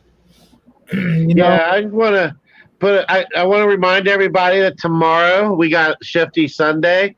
We got a really great show planned. I got some really good stuff that I want to present. Really? I almost was going to tease it tonight, but I think I'm not going to. I think you guys are just going to hopefully tune in tomorrow, and you're going to see a really good Shifty Sunday. Probably the best one of the year so far. I wanted to bring up what Michael Fontaine just said. And, man, I had a best friend I went to high school with, and then we hung out. He died, I think it was a couple years ago, and he was like one of my best friends, dude. And he was, he was probably 40 years old at the time, maybe younger, because that's been a couple of years ago. So I think he was 2 years behind me. So yeah, he was 2 years younger than me. So yeah, that's a shame, man. I'll tell you. Best wishes to you. Best prayers to you and your family, dude. Oh yeah, I missed that in chat. I didn't know what was going on. So yeah, same here. Here, yeah, you were talking about you didn't know. You were doing. No, I had no clue. That's why I was getting ready to mention that, and then you did the plug for Shifty Sunday. But Well, I thought you were going to, start wrapping it up. I didn't realize that's where you were going. So I stand corrected. Yeah, Michael Fontaine, I'm sorry you're dealing with that. I know how terrible it is when you lose somebody too. especially someone that's close to your age, man, that could be a real heartbreaker. Oh yeah. Someone you hung out with, and you guys probably played Hot Wheels together and GI Joes out in the backyard, and threw firecrackers at turtles and stuff like that. Yeah. I know I shouldn't have said that, but that's the Well, kind of thing. not everybody has the same activities as you do. They could have maybe built a treehouse or played guns or something. You don't know what activities they did together. Oh yeah, guns. Hey man, me and my friend, we used to play cowboys and Indians and stuff, and he would go hide and then shoot at me with those little arrows that have the suction cups on them, and then I would shoot at him with a cap gun, which I think in retrospect, I think he had a better weapon. You know? You know the scene in Rambo where he comes up out of the mud and shoots everybody? Yeah. I tried so hard to recreate that with a pile of leaves, but none of my friends ever showed up. It was like an hour and a half later. I was like, finally, like, dang it. That's like I just crawled back out of the pile of leaves. Like, I guess I'll get to try it some other time. that's kind of like when you're playing hide and seek and you hide inside your dad's boat with the cover on it, and everyone's out looking for you. And the next thing you know, all the kids have gone inside, and you're out there still underneath the boat. Why hasn't someone found me yet? Yeah, pretty much the same thing. Exactly. You know.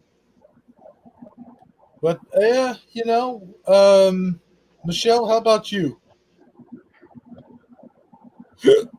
What I'm did you used to sorry. do? I was just praying and thinking about his situation, and okay. just Yeah. it is really difficult when you lose a childhood friend, especially when you just spoke to him and everything seemed just fine. It I know, is. I It's one know. of those things where you got to try to focus on the positive. Remember, that I don't know all the details as to what happened, but you know, I'm sure if you're a good friend, they would want you to focus on the good times and the positive things the moments you guys shared together, and not sit there and you're going to go through your range. You're going to go through the emotions. There's no doubt about that. But the sooner you can, the more you can try to focus on the positive, the easier it will be. And it's just one of those things, man. It's Well, I you think know, that one of the biggest problems that we're with dealing with this kind of situation now is not being able to attend services, and because the services are for the living. Mm-hmm. Okay. yep, So the closure or the beginning of the grieving process, or the understanding that that person has passed on to a better place, or, that service does a lot for the living. And yeah, it does. allowing people to go and say their goodbyes and pay their respects is, that messes with us. And we also need to do our best to not stress, or, to keep our composure and clear in our minds, and our thinking, because stress will cause illness within us and mess with Oh our yeah. immunity. So, and I think that is just like another way of adding more stress onto people by not allowing, the normal basic human things that we do to help with the grieving and healing from the hurt and the loss. So this all of these different factors are piling up on people's shoulders, and it's hard. It's really hard to try to go through all of these different emotions that we're feeling when we're not able to even have the simple closure of going and paying our respects. And I'm Yeah, using that one as an example because it's and there's many different facets of this, not being able to talk to each other and all the all the other stuff going on, but just this one as an example can add a lot of heartbreak and stress and lack of closure, which starts the grieving process to allow you to continue to living with the memory of them in your heart. It's just there's everything's being stifled. So try to do the best you can to not stress or panic or get worked up over things, because that will help your body to stay healthy and able to use your immune system to do its job to keep you healthy and strong and let this thing pass. yeah. I had a really good friend, like my best friend in high school.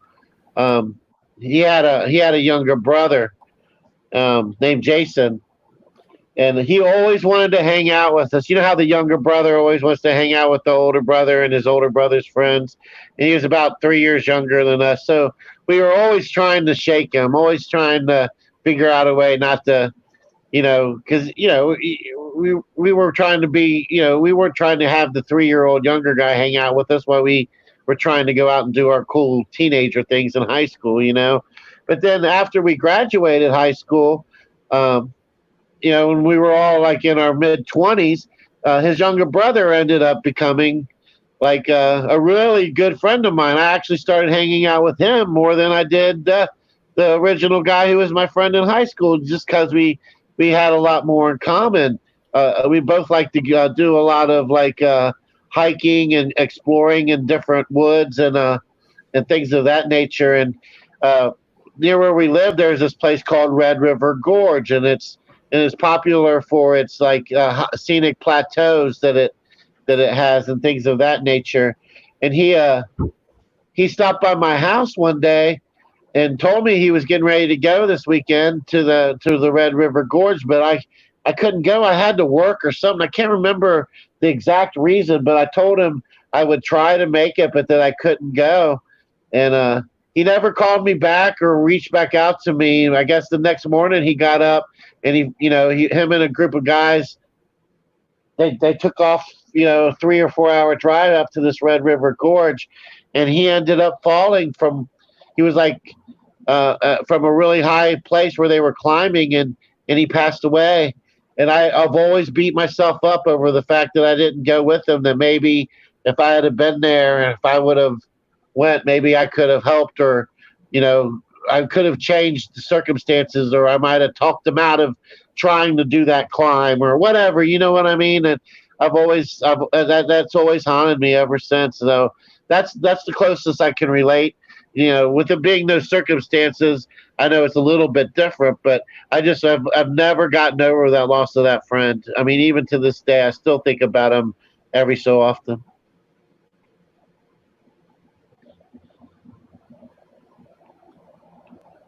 Is anybody there? Yeah, I was just thinking about what you're saying, and yeah, as that is the things that we go through, when we're grieving, and a lot of it is like we start to, we blame ourselves. What did I do? What should I have done? How could I have intervened in this? When really, there's nothing you could have done. You know what I mean? And Yeah. you know that now, I'm sure, but it takes time, and just the loss of not having that person around anymore is very difficult, regardless, whether you were supposed to, ask to go on the trip or not. Losing your friend and not having them here with you at such a young age, it's hard. It's a very hard thing to for your heart to deal with. We do the best we can. Yep. So I saw you brought an image up. Was that the image of that scene we were discussing earlier? Hebrew? Hebrew. He-Man?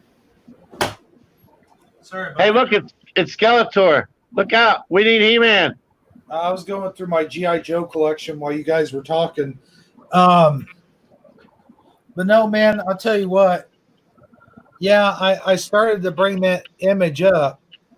But what happened was, you see there, I realized it's from Inside Edition, so I can't really play it. Well, you can play it. You just don't do the audio. Well, I can't not do that. And you don't even really have to play it. Just bring up the screen image. That's basically what they were trying to. You see right there where they got a big old ditch laid out, and then they got the workers in there, and all those are I guess, are caskets of people who passed away, and they just got them lined up. It almost looks. It's just so. It's so disheartening. I mean, it's hard to even look at, really. This is the one I was telling you that they didn't show you the entire clip. This is not even in the United States. This is in Russia. And it is not from this time period. It's old footage. Right. Yeah, you can stop it now, Hebrew, before they try to copyright strike you. Well, we're talking over it. But no, this is basically, they're saying there's almost 0 to none COVID-19 cases in California because everyone in California is suffering from herd immunity. And those graves, what they were trying to say, and I guess you know better than I would, that I guess you're saying that's from Russia. I don't know how you could tell that, but No, they're saying I saw that's the entire supposedly clip. from New York, that they're showing that, like, they're supposedly saying New York's got the most deaths of anyone in the United States of America per capita. But yeah, I don't know. So how did you say again that that's from Russia or something? Somebody else has already played the entire clip when that story came out to show it. And what I'll do is I'll send it to you so you can see it for yourself. And then when you see the entire clip, you're going to be like, "Oh my gosh, really?" Yeah, you'll see. Wow. So basically, they blended those clips to manipulate footage in order to, and they basically outright lied, said this is supposedly come from New York. Right. And what they did was they cut the footage. So like where you would see the old building and the old red brick building and all that stuff. And so they cut off all of that. All they showed you was that big box of that is dug out and then throwing people in there in those boxes. And then they cut off the ending part. So I'll send you the one that has the entire clip, and then you'll know what's going on. Well, let me ask you this: if you have the entire clip, can you share that with the general audience? Yeah, can you just bring it up if you screen share? I'd have to look for it. Well, no, I meant like put the link in the general audience. I know I'd have to look for it. Right. No, I know. As you were saying, I can find it really easily because I have your show up on there. Right. I'll have to come out of that. Hang on. No problem. No, Saji, I know what you were saying, man. You know it, and I am sorry about that. Sorry to hear all that. Oh yeah, I mean it's been a long time ago, so I've had a lot of time to get over it. But I that's what the first thing I thought of when I heard, his story. That's how I related emotionally. You remember when we were on the show? I forget what show it was. It was either Michelle's show. No, we weren't on her show until the other night, but I don't know if it was Shifty Sunday or Taco Tuesday or one of these off-brand shows where I talked about my friend that died from drinking too much soda and had a candy bar. And I blamed myself for a long time because we were playing basketball and we would play basketball every day at lunch and we would always bet 50 cents on the game. And every time, and I ended up losing more times than not. And I would so I was the last person to give him 50 cents. And maybe I was thinking back then that I had given him the 50 cents that he might have bought that last soda with or that last candy bar, whatever he spent it on. You know what I mean? And I felt guilty about that for a long, long time, don't you know? Huh. Yeah, I mean, it wasn't just that one. It was the accumulation of all of them. You have to keep that in mind. Oh. Well, yeah, but I mean, supposedly he had a bad reaction just on that particular day, and they had to get the ambulance in there. So I don't know what exactly happened, but he ended up dying at the hospital that day. Huh. Well, I'm sorry to hear that as well. Yeah. But I'll never forget that day, and I certainly did feel responsible for a long time for that. So, yeah, in our mind, it's hard to it's when you're processing that grief. You always play the woulda, coulda, shoulda game. It's going to come up one way or the other. Whenever someone dies, you can't help but play that game mentally in your own mind. And I guess part of the grieving process is realizing that. More than it was than you ever had anything to do with woulda, coulda, shoulda. It's one of those things where you don't really have control because you don't have the knowledge ahead of time of what was going to happen. So there's no way you could have known to react differently. I mean, short of it being some type of premeditated murder, there's no way you could have affected the outcome. You know what I mean? I know, but you still have that moment, and I still kind of do to this day where you're gonna blame yourself for that because you got to look at it from your own perspective. You know, Yeah, but of course, if you would have known the outcome, you would have done it differently. That's the right? point. You didn't know ahead of time how, when you're handing him that 50 cents, you had no inkling or the slightest inkling in your mind that it could possibly result in somebody's death. You know what I mean? Oh yeah, I know, but yeah. Um, so let me ask you this: All right. should we take phone calls? If you want to, I'm fine with that. All right, let me get the phone calls ready while Michelle's getting that link. Before I do that, though, I got to check my chair. Hold on. Let me stand up. Oh, wow. Yeah. You still dealing with that dang spring, huh? Yes, it's still got that spring in it, man. That hurt. Let's see. Does yours? I don't know. I haven't tried it lately. Oh, well, why don't you give it a good try right now? Sometimes the bits are better the first time than they are the second time, but I will give it a shot. Let me get this move this stuff out of the way. Okay, here I go. All right, I'm going to sit on it as carefully as possible. Here I go. All right. Oh, dang. Right where, that spot that, you don't want. Yeah. Uh-huh. Oh, man. Yeah. I'm not doing that again without at least 2 or 3 pairs of pants on.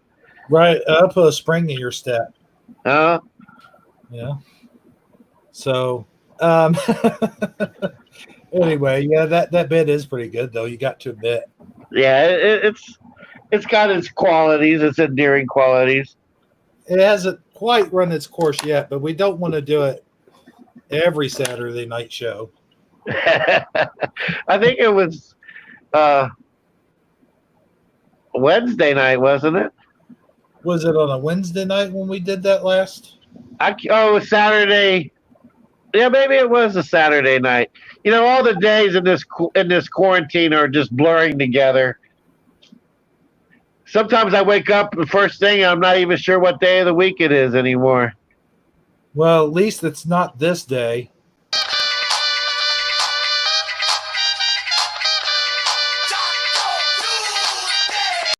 You know what I'm saying? It could be that. Yeah. Right. What's that other crazy theme song we have? At least it's not that day either. Oh yeah, I don't know that one. Oh, okay. I can't play it because YouTube will strike me. Oh, okay.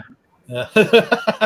You like how I tried to whisper it as though I'm, Yeah, as if I was the only one that heard you. Right. We should do a bit. I came up with a bit the other day while I was using the bathroom. And why does everything always come to you while you're in the bathroom?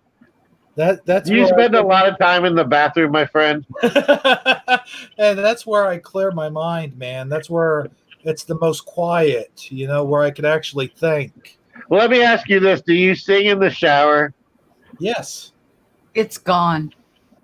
The link in the shower. It's gone. I just went through my history and it's gone. Yep. They done removed it from the interwebs. Oh man. There was too much truth in it. It had to go. Right. I'm sorry. It's not your fault. It's the interweb. They don't like truth on the interweb. If it don't go with the official narrative that they're trying to convince everybody of the case of, then it has got to go. There's no room in this vast universe for such truth. I can't believe it. Yeah. Whenever you try to post something that's the truth, that happens. Yep. But hey, thanks for giving it a shot. I'm in my history. I know. I just watched it. It's not there. It's not in my history. It's gone. Like it never existed. That's frustrating. I'm telling you. I'm sorry, I had to do it. You gotta just go through your own grieving process and just realize it's not coming back, Michelle. I know. I know. This has happened. You know, I've seen live shows get cut off while they're live. So I know this kind of stuff happens. It's just frustrating.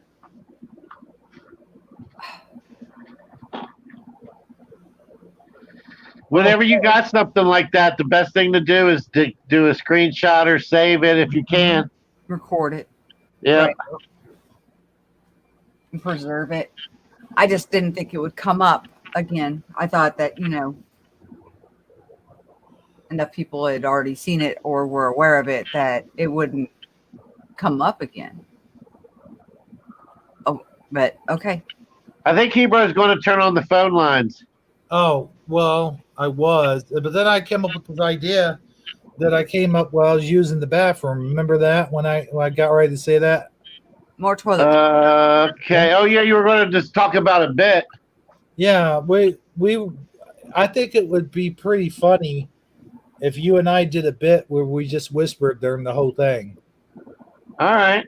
Well, let's not do it. We'll save it for some other day. No, I don't mean now. I mean, like, you know, yeah, since everyone already knows about it now, we can't do it now, but we could do it in the next now. What if one of us is whispering and the other one is inexplicably angry and yelling? Yeah, I like that. That'd be kind of cool. Like the guy that can't control his voice modulation. Yeah.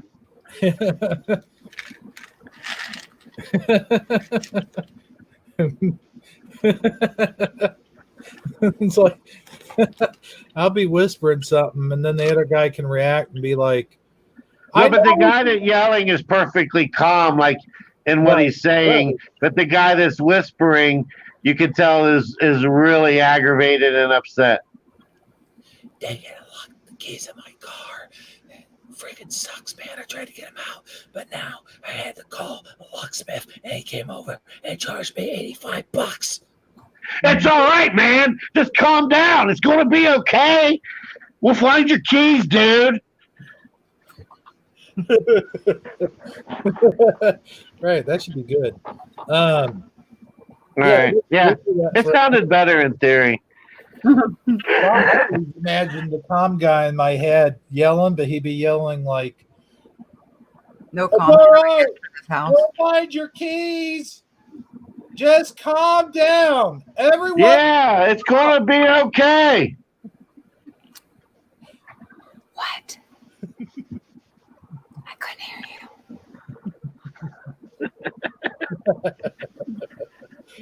you. All right, so half our viewers just left. Well, not really. Oh, okay. No, apparently they want to hear more. They came back. Oh, okay. Now we got so instead of 4, we got 2, and then 4 again. All right. Yeah. But no, man. You're teasing them with the phone line thing. Somebody was actually going to call in. They were all ready to write down the number and everything. Oh, damn it! I can't find my phone. Never mind. Okay, I do have 43% of my phone, so be careful, people. That's all I'm saying. All right. Well, that's good. So yeah, we'll go ahead and open up the phone line. We should be able to squeeze in 1 call, maybe 2, with that amount of charge. Oh, I would think so.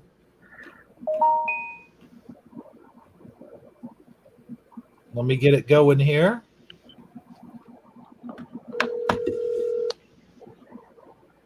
Saji. Yeah. Michael Fontaine said, can you ask Saji to say, I live in a van down by the river? I live in a van down by the river. There. Maybe in the yelling voice. Maybe in in the yelling voice. I live in a van down by the river. There you go. Okay. Well, hey, folks, I think this is the correct number. If not, just let me know, and we'll put the right one up as soon as someone calls. Or as soon as they don't call. Right. Because then we'll realize we have the wrong number. So, Never mind. Yeah, I thought that was hilarious when go.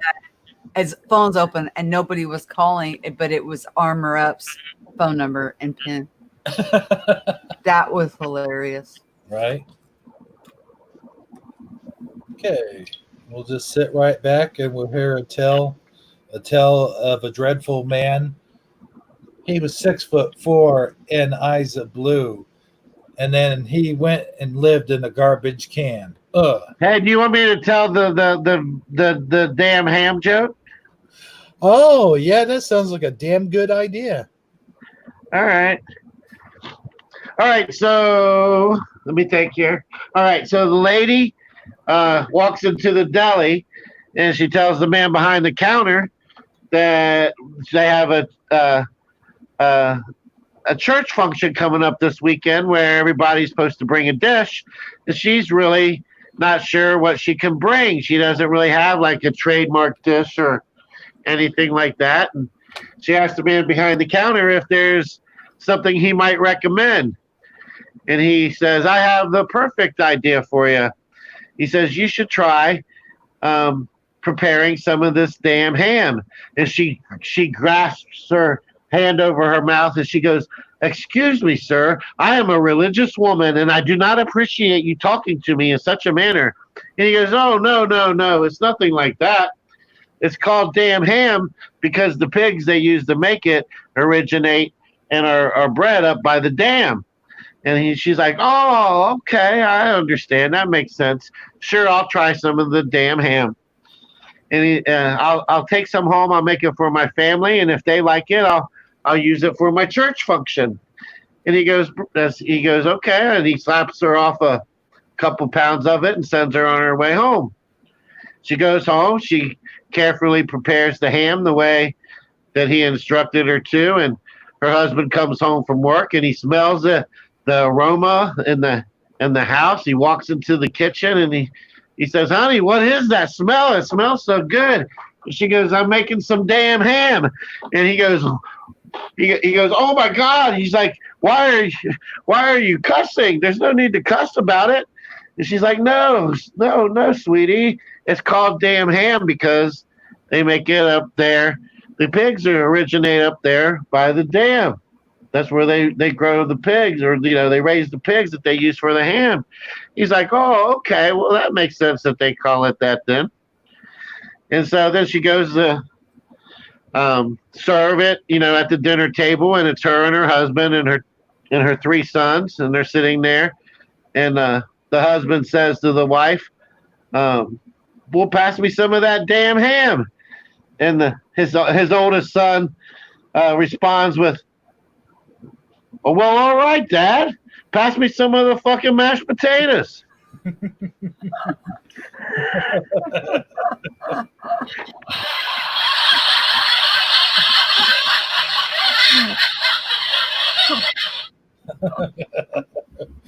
Yeah. So. Well, there you go. Well, hey, on that note, we do have a caller standing by. All right. So I will go ahead and unmute them now. Well, hello there, caller. How are you tonight, man? Hi. I'm fine. It's Lorraine. How are you? Oh, cool. I recognize that voice. Well, sure. I mean, besides the fact she just said who she was, I didn't hear that. Really? Yeah, me neither. Lorraine. Yes, hi, Lorraine. Lorraine Lamore. Hi, Lorraine. How are you? Hey, I had some good news, and I wasn't going to call in tomorrow, but hey, why wait? Oh, hang on, Lorraine. I gotta adjust the phone settings. Just 1 second, please. I don't know what's going on, but we can. I could hear her. She's a little muffled, but I could hear her. Okay, Yeah, I can barely hear her. Lorraine, you there? Yeah, Oh, I thought Probably that my would be voice. better. I'm Huh. a little under the weather, I guess. So can you hear me okay? No, you actually sound lower now. I probably anyway, you mean quieter or the lower pitch in my voice? Yeah, here, hold on a second. Let me try something. All right, go ahead. All right, can you hear me okay now? Oh yeah, that's better. Oh, okay, good. All right, well, here's what happened this week. Because here's the thing. While you guys are hanging out in your houses, getting bored or whatever it is you're doing, I've been working all this time because I'm in a store that's, listed as essential. So good for me. So people have been, every now and then I hear a thank you for being open, thank you for working, etc.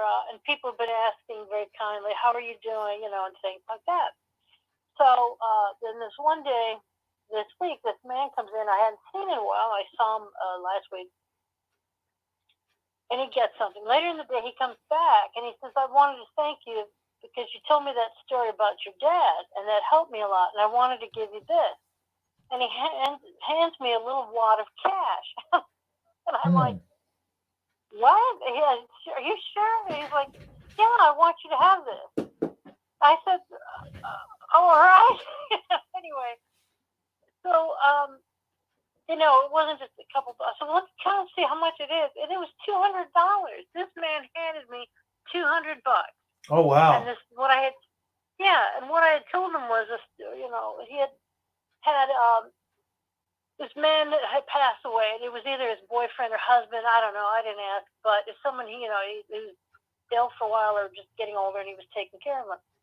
But the thing I told him was about when my dad passed away and what happened, and then briefly, I have a friend who does. I have a friend who has done psychic work for many years, and so she has channeled people. Like she channeled my mom once and knew the nickname my mom had for me when I was a kid, and then so she picked up, talked to my parents and my dad. And my dad had died at the gym after working out one day, and he wasn't. It wasn't the working out that did it. He was actually very fit. It was just time to go. He was older, but he was in better shape than most people. But he told her, yeah, 1 minute I was in the gym and the next minute I was out of there. That's what came through in her channeling. And I said, well, what did you see? A big white light. And I was happy like a kid on Christmas morning or one going to the amusement park for the day. So I'm thinking, well, that's got to be like the best way to go, And this is the info that came in from him after he passed away, after actually several years afterward, because that's when I spoke to him. So anyway, that's the story I told him, and he just said he said it helped him a lot, and that's why he came and gave me that. But how often does that happen? That someone hands you that much money?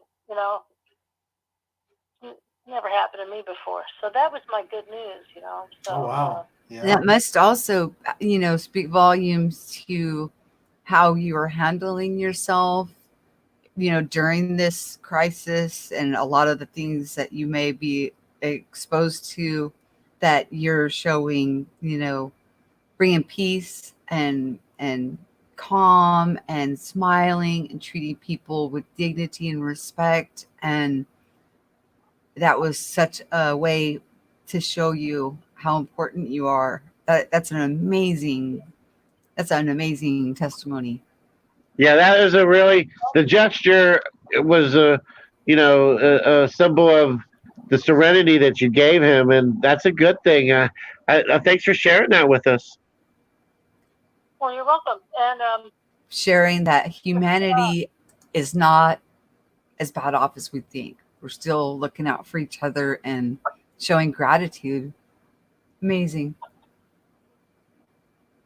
Yeah, it was unexpected too, because I had not seen this guy around much at all. And so I told him, well, you're my new favorite customer. Aww. It's true. Well, you obviously treated him good, even though you didn't know him very well. Obviously, you made a huge impact on this man. So Yeah. be a little more regular coming in. And then he came in out of the blue like a week ago, or 2 weeks, I don't remember. You know, I hadn't seen him in a long time. So then anyway, that happened. So that was pretty exciting for me. Also, another person here has a couple of customers had the theory that we've probably already had this because all winter long people were getting a flu that wouldn't leave. Yeah. And they would cough, have a cough that wouldn't go away and it wouldn't respond to treatment and all that. So I'm hoping we've already had it and I've already been exposed. Right. And I actually thought about that earlier. I'm sorry. I was going to say, I thought about that earlier. My stepdad, who passed away 2 years ago, one of his friends actually died. I think it might have been back in January is when it was, either December or January. And he had a sickness that no one knew what he had. And he was coughing and wheezing and had a fever of 106 or whatever. But he seemed fine. And then the next day, or it took them about 4 or 5 days before they actually found him. And he was laying dead on his couch. And we never did find out exactly what he had, but we think he had flu-like symptoms is what because he had gone to the doctor like a week before that, and I think he had sort of like a flu-like virus. And it's very interesting that you would bring that up, because I was thinking about that earlier. I'm like, whoa, what if he had corona at that time and we didn't know what corona even was yet, because it had just developed, because that was back in December.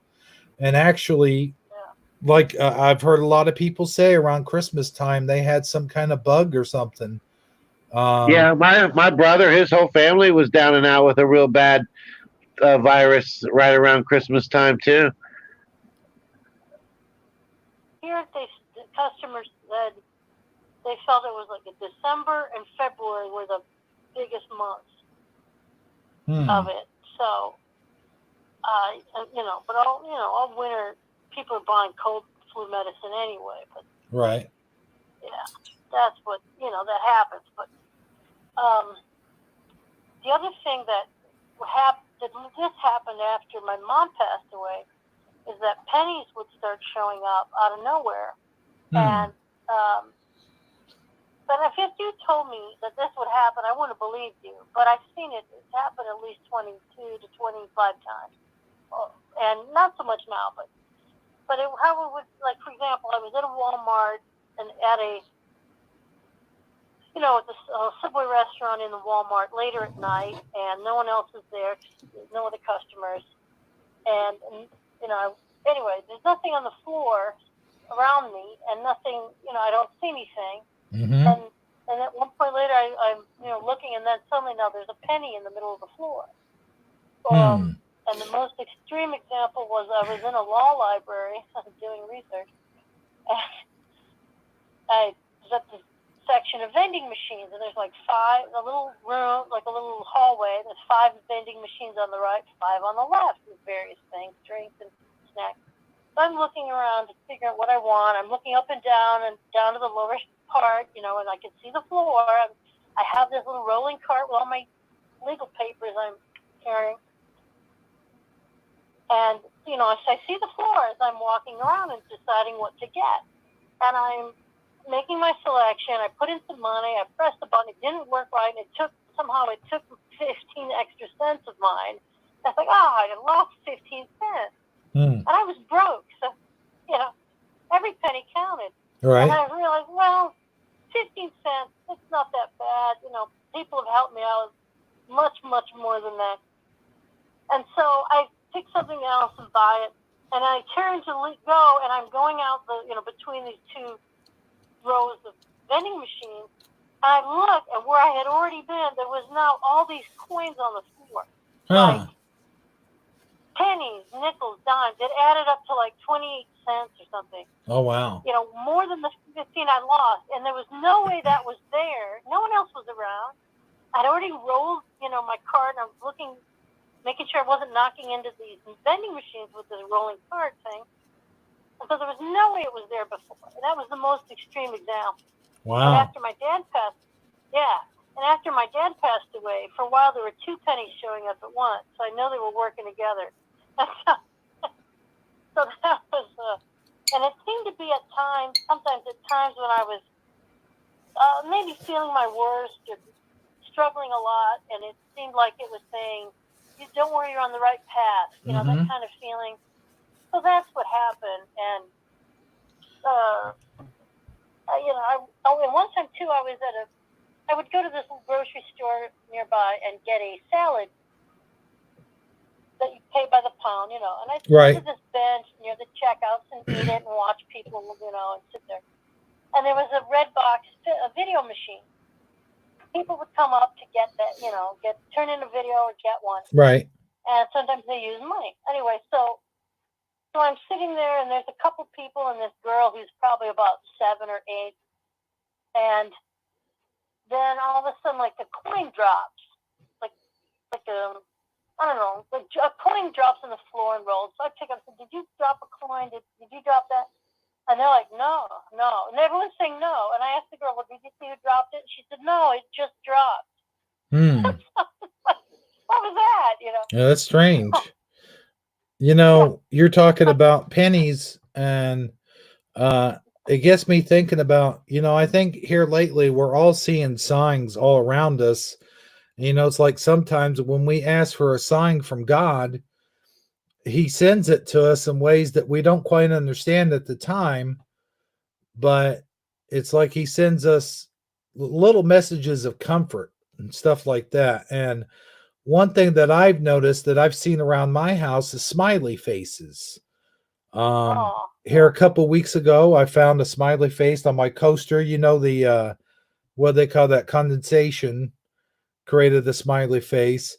And then a couple days later, I was eating a sandwich and had some hot sauce on the sandwich, and it dripped on my paper plate in the shape of a smiley face.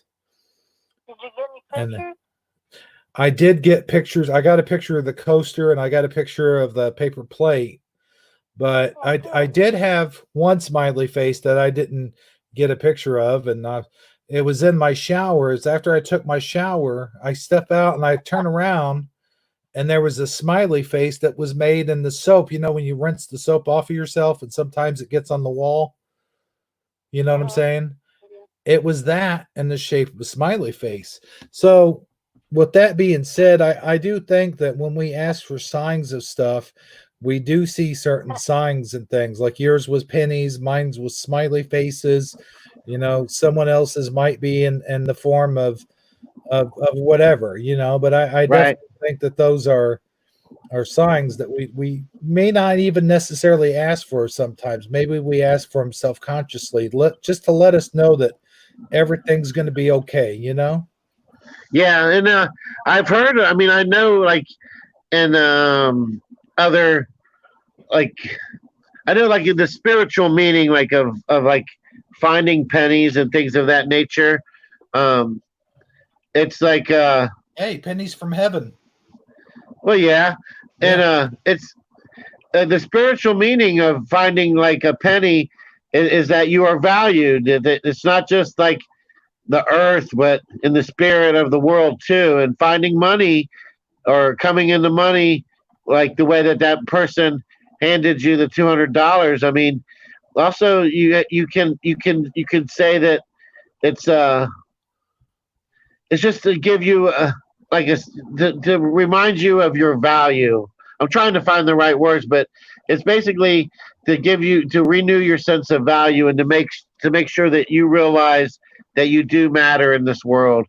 It's not about the monetary gain per se, as it is, because sometimes it's just a penny. It's not like, oh, well, now I got a penny, I'm so rich.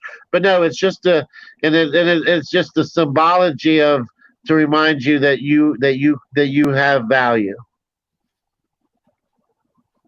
Yeah, thank you. There's another thing happened several years ago, and I was at the post office probably in January, after the Christmas holiday, and I had my routine of, had a PO box, and I'd look at my mail, and I'd go up to the counter if I need to mail something or buy stamps or whatever. So while I'm there, I had to, the winter, and I had to blow my nose. So I had Kleenex. I do that, and normally I put the dirty tissue in my right pocket, and I throw it out later, throw it out at home. Something told me throw it out here, and because there's trash cans, when you're working on getting your package ready or whatever, just to mail. So I went to go to the trash can to throw it out, and there was this poster, one of these ad posters that they put in the post office, kind of a long rectangle, that was a picture of 3 priority mail boxes stacked together and decorated to look like a snowman. And so I took this as a sign from my parents, because my mom used to give me snowman things before it was even a big trend. And the last Christmas my dad had, he sent me like 2 or 3 of those priority mail boxes filled with like candy and Christmas decorations and cookies and all that stuff. So I asked them, I said, well, do you mind if this is in the trash, I said, do you mind if I take it? And I haven't. And she said, no, you can have it. I said, well, she said, and it's not supposed to be put out there anyway. Like someone who's not supposed to throw that in the trash where the customers are, but they did. And then I had the instinct, the feeling, I need to throw this here, and that's how I found it. So to me, that was not a coincidence at all. It was like, ironically, a way that it had an image that meant something to me about both parents. I mean, how often does that happen? They weren't that coordinated in life, so they, you know what I mean. Grocery shopping, they would coordinate really well, but other things, they weren't the best at coordinating. So that was just a kind of a cool experience I had. Somewhere I still have that thing. I don't know where it is. So the moral of the story is, if you have to blow your nose in public, I guess follow your instinct about where you're supposed to throw out the Kleenex. Mm-hmm. And nothing. Did you guys hear me? I'm not hearing anything but like Eva puttering around looking for snacks. Yeah, I know, right? I'm sorry, Ray. we're here. We're here. We were just engulfed in your testimony. Yeah, and I was muted up, and I was waiting on Hebrew to say something. Yeah, I was muted up too. You guys were going to say something. That's why I didn't say anything. And now we're all talking at once. That's funny. Well, that was my mystical experience. Do you have any other callers coming in? I'm sorry. Do What you now? have any other callers? Oh, I don't think so. I haven't really even been checking. I've been listening to you. How about that? I just don't want to take up more time. I will say this though: one thing that's frustrating to me is tomorrow, Sunday night, you start around 9:00 Eastern, and then it seems like you start taking calls at 10:30, 10:45, 11 o'clock, and I have to go to sleep to get up early for work. So I'm glad you're doing this now because it's easy for me to call in. Oh yeah. Here it is. Gosh, it's late. It's almost 2 o'clock, and it's because I don't have to work tomorrow. So that's just me personally, something that I like. But do you think you'll keep doing this show, or you just felt like doing one? I didn't hear the beginning. I was finishing doing something on the internet with signing up for something. This might be a one-time deal, or it could be maybe we've been talking about maybe doing some more live streams. So this could be, if Scarab goes on, he's usually on about this time going off the air.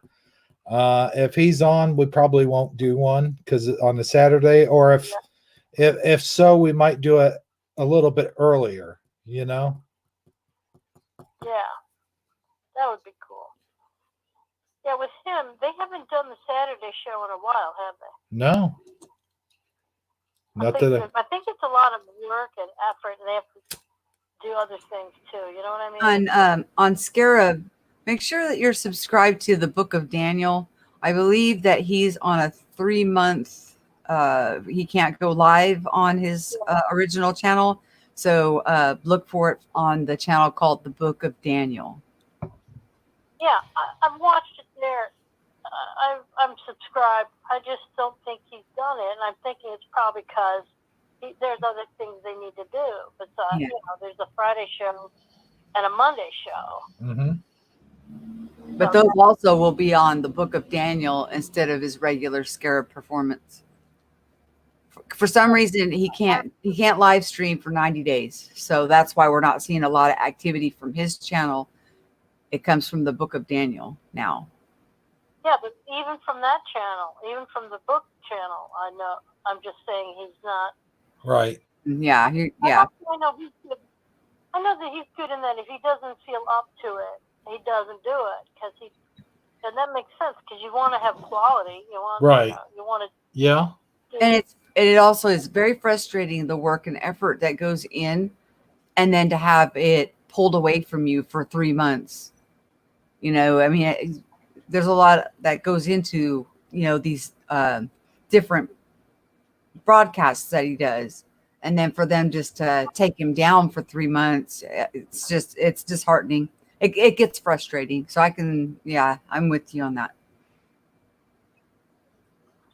Yeah, well, about a year ago, I started listening to these podcasts, and one of the other guys mentioned he was looking at trying to put together like a server that would be able to do this type of thing. You know, to be the hardware to handle this type of show and broadcast. And I didn't hear anything more about it. But we need something called YouTube. That's what we need. And I'm copywriting that right now. So YouTube, we need YouTube. We need Food City to kind of recreate the same type of system and not be as, what's the word, robotic regarding dealing with this kind of complaint or copyright issue or any of that stuff. So I don't know who out there could do that. Maybe someone's already working on it or has done it. I haven't looked for it. But what do you think?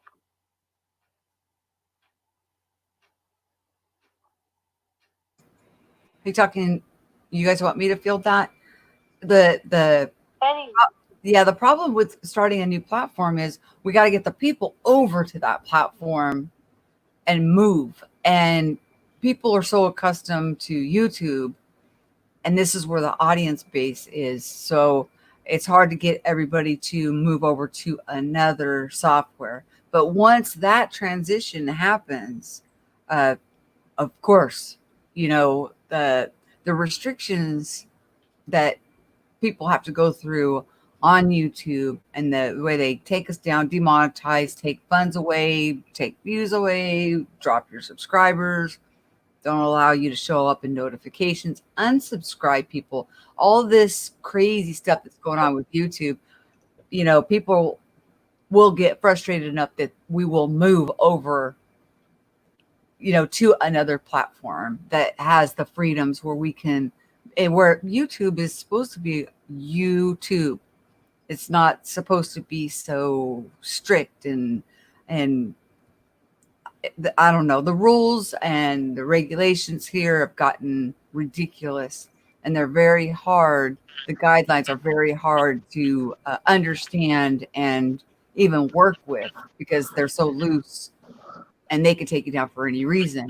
But moving people, the viewers, to a new platform is the difficult part. Well, I mean, and also a lot of what has happened is, like, I guess the epitome of the example would have been the 2016 presidential election, where all of the, you know, the letter companies, NBC, CBS, all those main channels, CNN, and all that, they were pushing a narrative where everyone was convinced that, you know, Hillary Clinton was going to win the election. They were telling everybody, you know, as they were going out to the polls to vote, that Hillary was leading by a landslide. There was no chance Donald Trump was going to win. And what they didn't realize was happening was on social media like Facebook, YouTube, and whatever other social media is out there. On all those other homegrown grassroots channels, everybody wasn't convinced of that. Donald Trump was making a lot of headway, and not just. I mean, that's just one example, but that was like the epitome of the realization for the corporate conglomerates. They realized that, you know what, there really is something to this social media stuff. They really do have a lot of sway and a lot of influence on public opinion. And so I mean, it had gotten about this somewhere between a year and a half to 2 years ago. There was probably a list of 50 to 100 content creators on YouTube doing news, out of their basement or out of their garage or out of a studio they made in their home that was getting higher ratings than CNN, higher ratings than Fox, higher ratings than CBS. A CBS clip on YouTube was getting 50,000 views, but these content creators for a same program covering the same news, covering the same information without all the political agendas mixed in, was getting double, sometimes three times as many.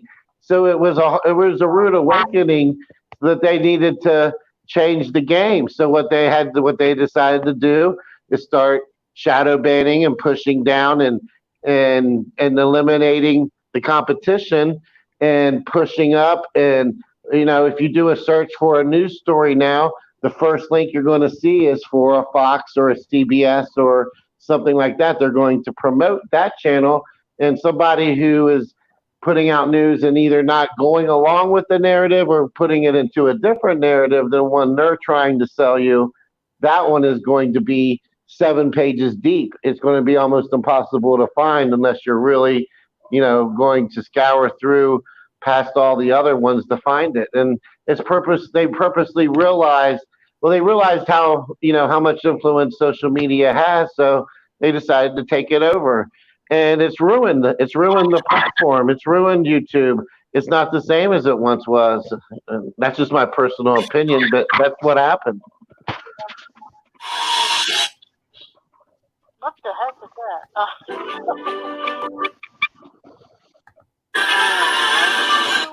Oh, sorry, guys.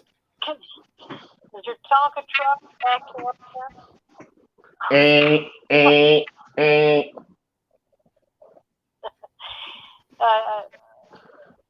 I said acting up, but you heard backing up, so that was funny.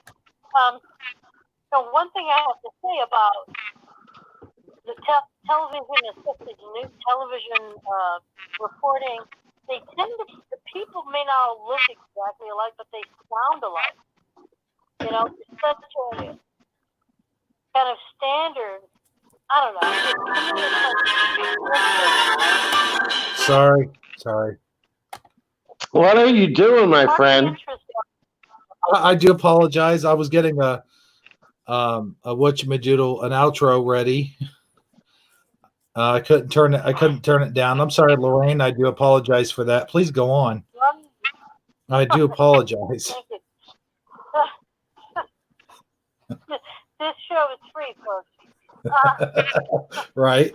That's what Conan would have said. One thing I like about listening to podcasts is it's more like real people who have their own opinions and personalities and styles and all that. So it's not the same, homogenized, robotic, plastic people kind of feeling I sometimes get from those main. Oh yeah, I would much rather hear a person that's down to earth, relatable, that is obviously going through the same struggle I'm going through, and is providing me information without some type of slant or twist to it than some talking head in a tie that I know is saying what he's paid to say, and he's not even talking from his own soul or his own spirit,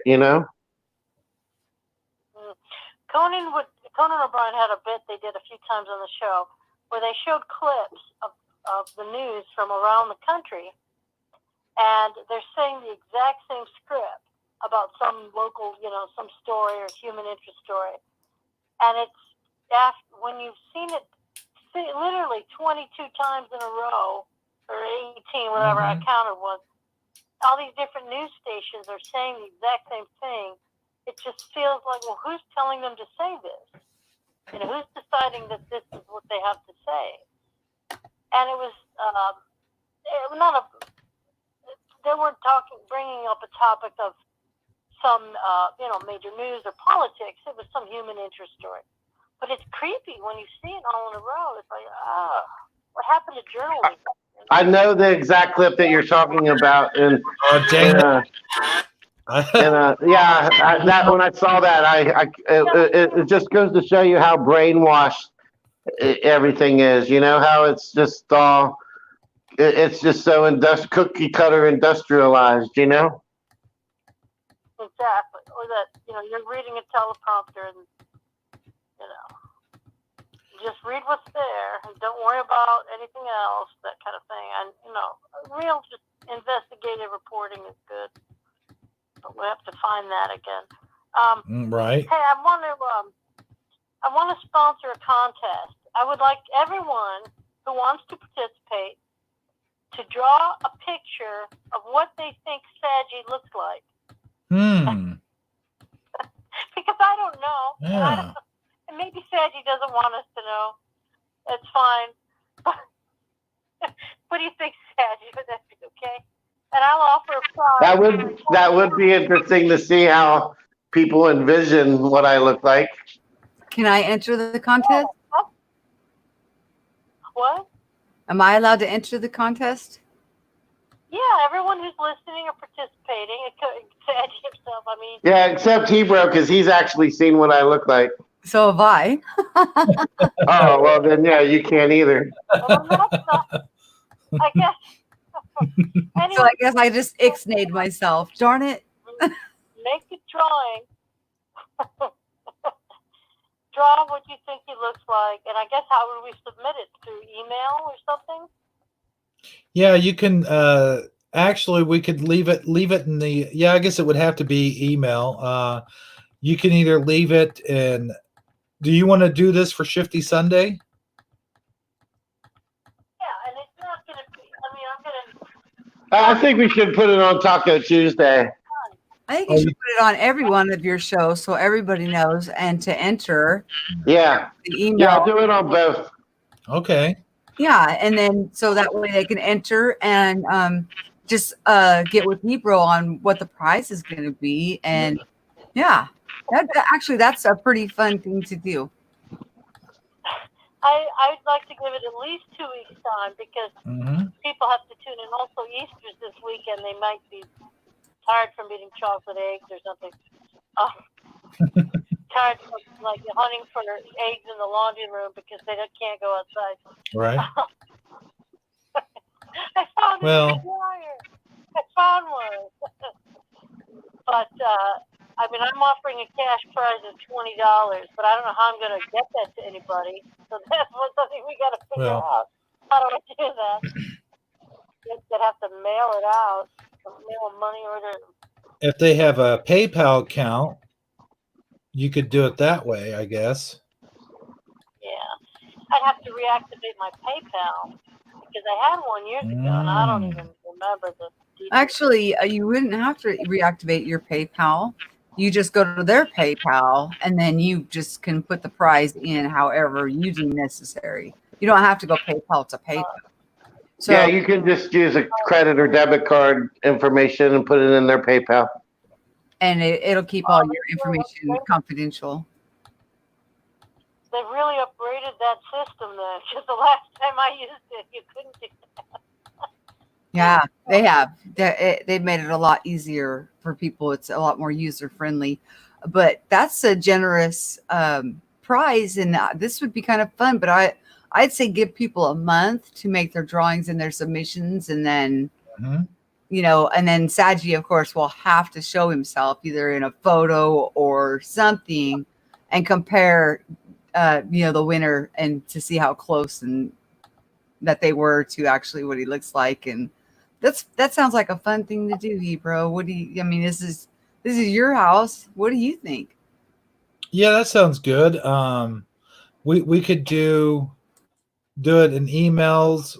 Or people have wrenches that could. Well, no, never mind that idea.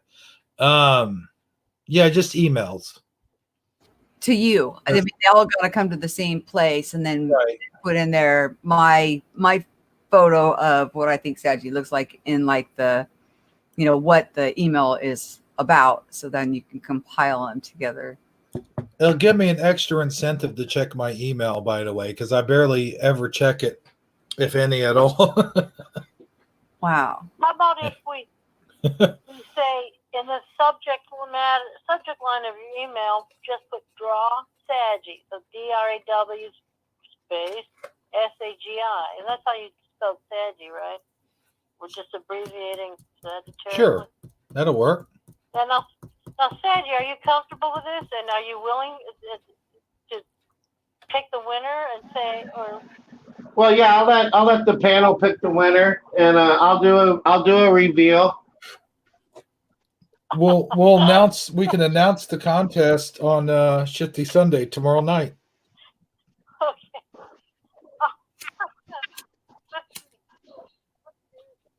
Oh, I have a calendar. It'll be fun to see what kind of stuff people come up with. Yeah, I mean, I have my own idea in my head, and I'm probably off. But I thought it'd be interesting to. I mean, what if you win? Are you just going to give yourself the $20? Yes. No, I probably won't win, but I don't think I'll win. I'm not, but I'm not worried about it. But Tell you what. Since we already owe you one anyway. How about this? We kind of owe you a free T-shirt, if I'm not mistaken. If you win, we will send you something. How about that? Like a coffee mug or a sweatshirt, whatever you want. Yeah, but if I haven't won yet, so I'm not worried about that. I mean, wasn't I supposed to get a T-shirt? I just haven't given you the info. Yeah, I think we need to send her a T-shirt whether she wins or not. If we owe her a T-shirt, we owe her a T-shirt. Yeah, for the song. Yeah. Followed up on that. Yeah. How can we make the deadline Sunday, May 10? Because that's about a month. That's a long time, but yeah. It might drum up some interest. Sunday, May 10. 5/10/2020. Sagi's reveal. There you go.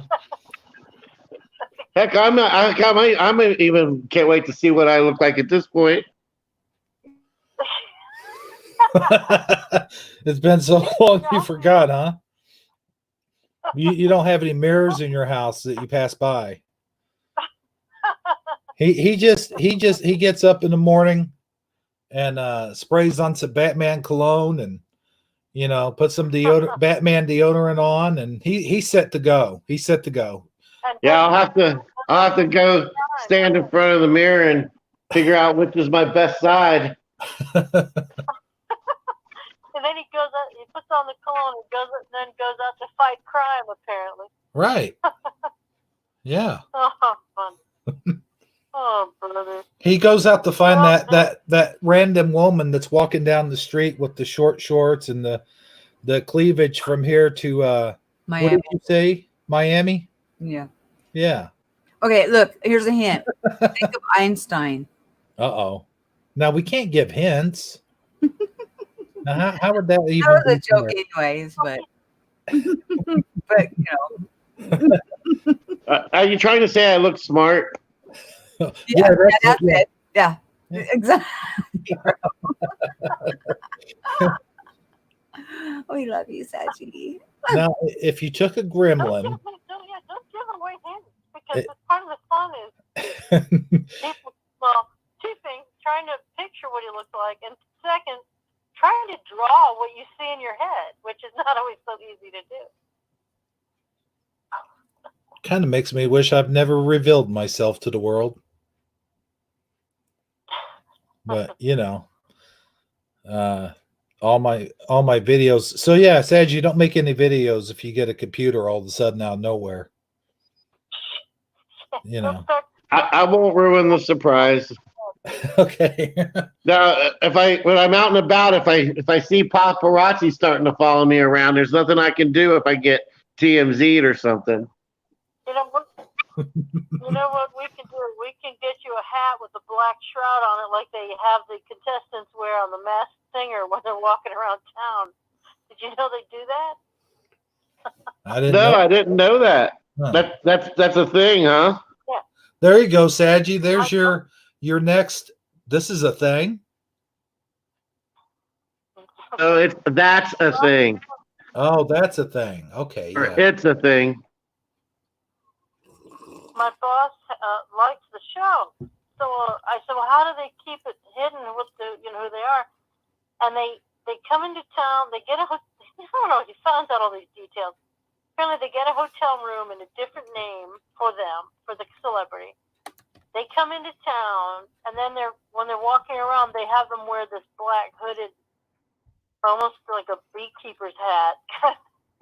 So their face is covered, and they even have a shirt, like a sweatshirt, a hoodie or something that says "Don't talk to me" on it. And they're selling these sweatshirts, and I'm thinking of getting one because I don't want a lot of people around here to talk to me.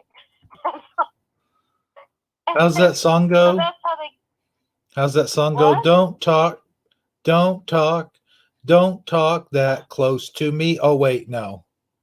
I'm sorry. That's Don't Stand. Oh, hey, you know what? That would be a good one for social distancing. Don't stand that close to me. Yeah. Anyway, so they keep them covered when they're not in their regular costume for the show, so that people don't know who they are. It's pretty amazing. Anyway, so we can get you one of those as you walk around. There you go. Do you have any new merchandise available, or just the? I haven't looked lately. I know I could look and find out for myself, but I thought I'd ask you. Oh, well, no, not really. I haven't been staying on. I need to stay on top of that, I guess. I mean, I can tell you that I got the shirt, and it is a nice quality material shirt. Like, it's standed the test of time. I've had it now for, I don't know, ever since we did the contest, and it still looks as good as new. He has the shirt when he eats chili or canned raviolis or something. That's his, his ravioli shirt. Do you think do you think the shirt's true to size and that it's a normal shirt? You know what I mean? Some brands.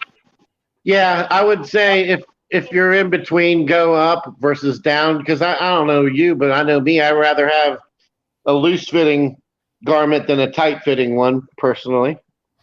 Yeah, but what frustrates me about clothing and shoes even is that they don't stick to the same sizes anymore, because I could be a medium t-shirt or an extra large depending on the shirt and who made it. And my weight's not fluctuating that much, so I just want people to coordinate and figure out what the sizes are and be true to size. That's all I ask. That's all I ask in life. Is that so much? Nope. If that's your one wish, that I think that should be an easy one to grant.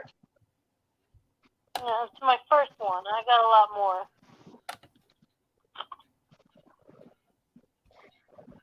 They say it's the small things in life, but it's also the medium and the large and the extra large things too, Yeah.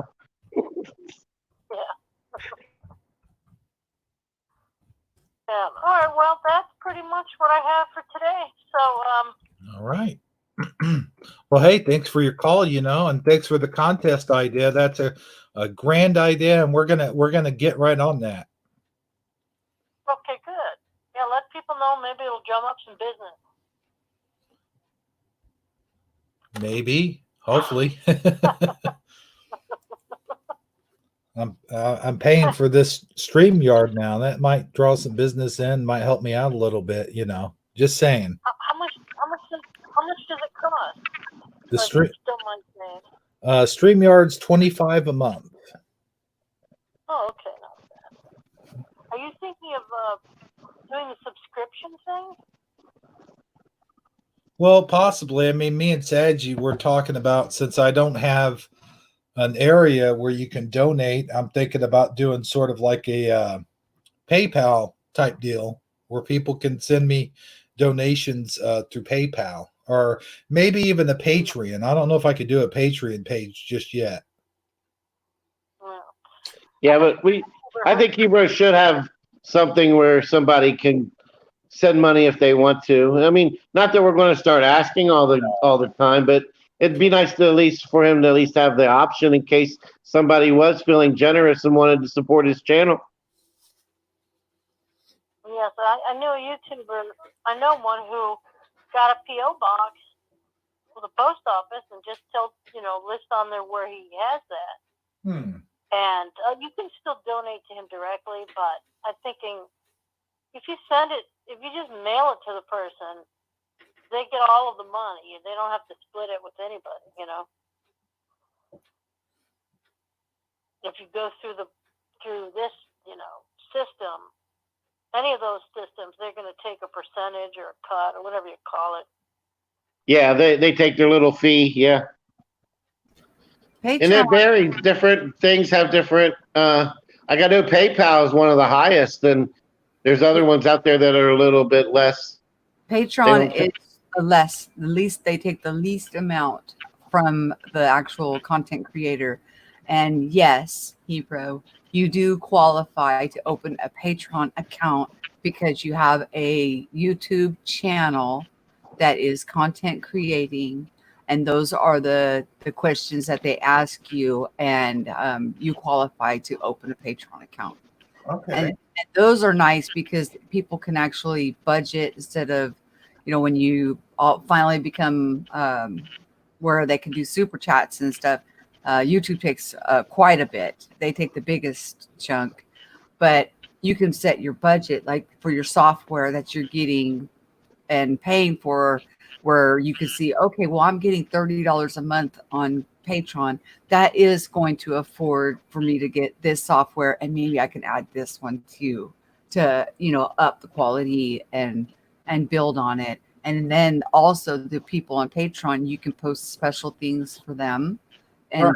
and be in communication just with them.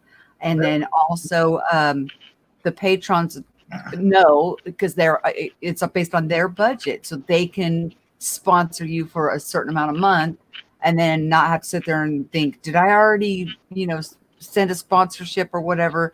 Because if you say I want to sponsor $2 a month, well, it's just a monthly thing, but you can always leave and stop sponsoring if your budget doesn't allow for it, so you're not locked into it. But it would help Hebrew to know how much he has in order to spend to enhance things. And they do take, like I said, the least amount. And yes, you do qualify.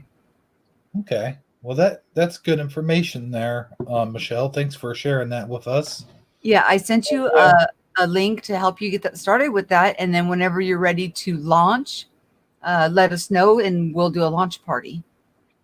All right. Sounds good. And like you said, if people have certain requests or something like that they want me to review, or if they want to request a certain theme for a show or something like that, or even like these contests, they have ideas for contests, they can send them into the Patreon, and I'll choose them, whoever the Patreon is. Yes, exactly. Mm-hmm. Nice.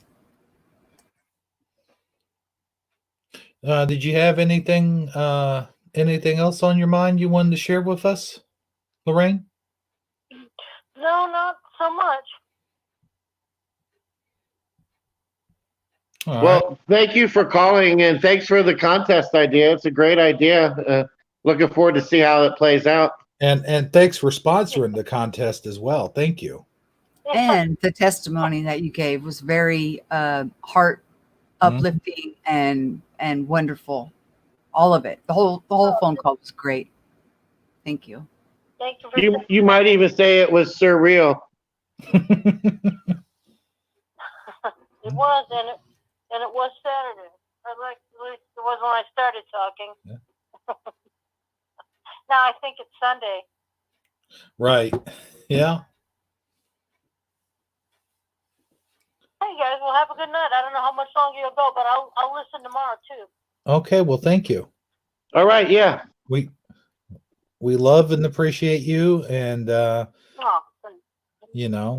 tomorrow night we will be back to a regular scheduled format. We will play your song with your vocals in it. I promise. And yeah, make sure you give them your address. That song is amazing. I love the Shifty Sunday song. Oh, thank you. Make sure you get on the what? I didn't hear you.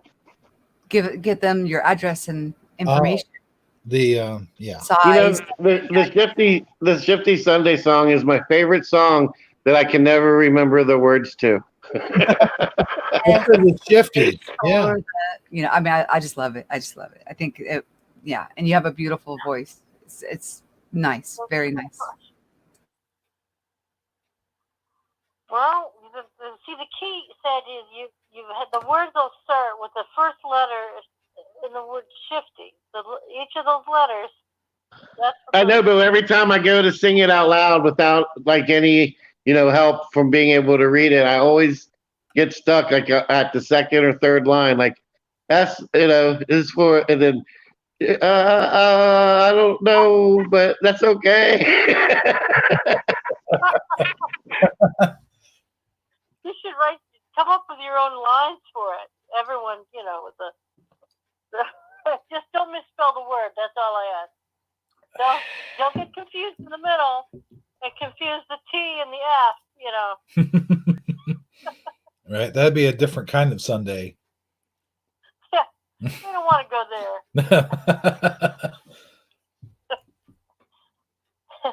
Okay, have a great night, and I'll keep listening. Mm-hmm. All right, you too. Guys, thanks. Bye now. Bye. All right. Well, that was Lorraine Lamore with a very wonderful phone call, and I've shut the phone lines down now because I think we're ready to wrap up. How about it, guys? Guys. I was on mute. Yeah, sounds good to me. I was taking a nap. Did you have anything you wanted to add or final thoughts there, Michelle? No, just everybody have a beautiful day with the family that you have, that you're able to see tomorrow. Show all the love and just have a wonderful day. If it's already that day for you, if it's already turned over to Sunday for you, then today, treasure the moments that you have with your family, breaking bread together. And I love you all, and thank you, Hebrew and Saji, for having me on this spontaneous, surreal Saturday evening show. Oh, most definitely. Thank you for being on. And I'll let Saji say his final thoughts, and then I'll move on to mine. All right. Yeah. I mean, again, just try not to. I know that the world is crazy right now. I mean, I personally went out yesterday and saw it firsthand with my own two eyes, and I know that it can be overwhelming. And if you watch the TV, it can, in certain YouTube channels, it can scare you. It can create fear. It can create despair in your in negative emotion. And try not to focus on that. Try not to get caught up in that, and try to find whatever blessings you do have. Try to focus on them and try to find a way to stay positive and know that that hopefully everything will slowly start to resume back to normal. Hopefully, and hopefully this will eventually show up in our rearview mirror, and we'll look back and we won't have to deal with this anymore. But yeah, just try to stay positive. All right. Well, I guess that about does it for Surreal Saturday. I want everybody out there who have watched the show to remind you that we are going to have a very special Shifty Sunday. It might be at a different time, I don't know, but please check your local listings for that time. But if not, it should be at its normal time, 8 Central, 9 Eastern.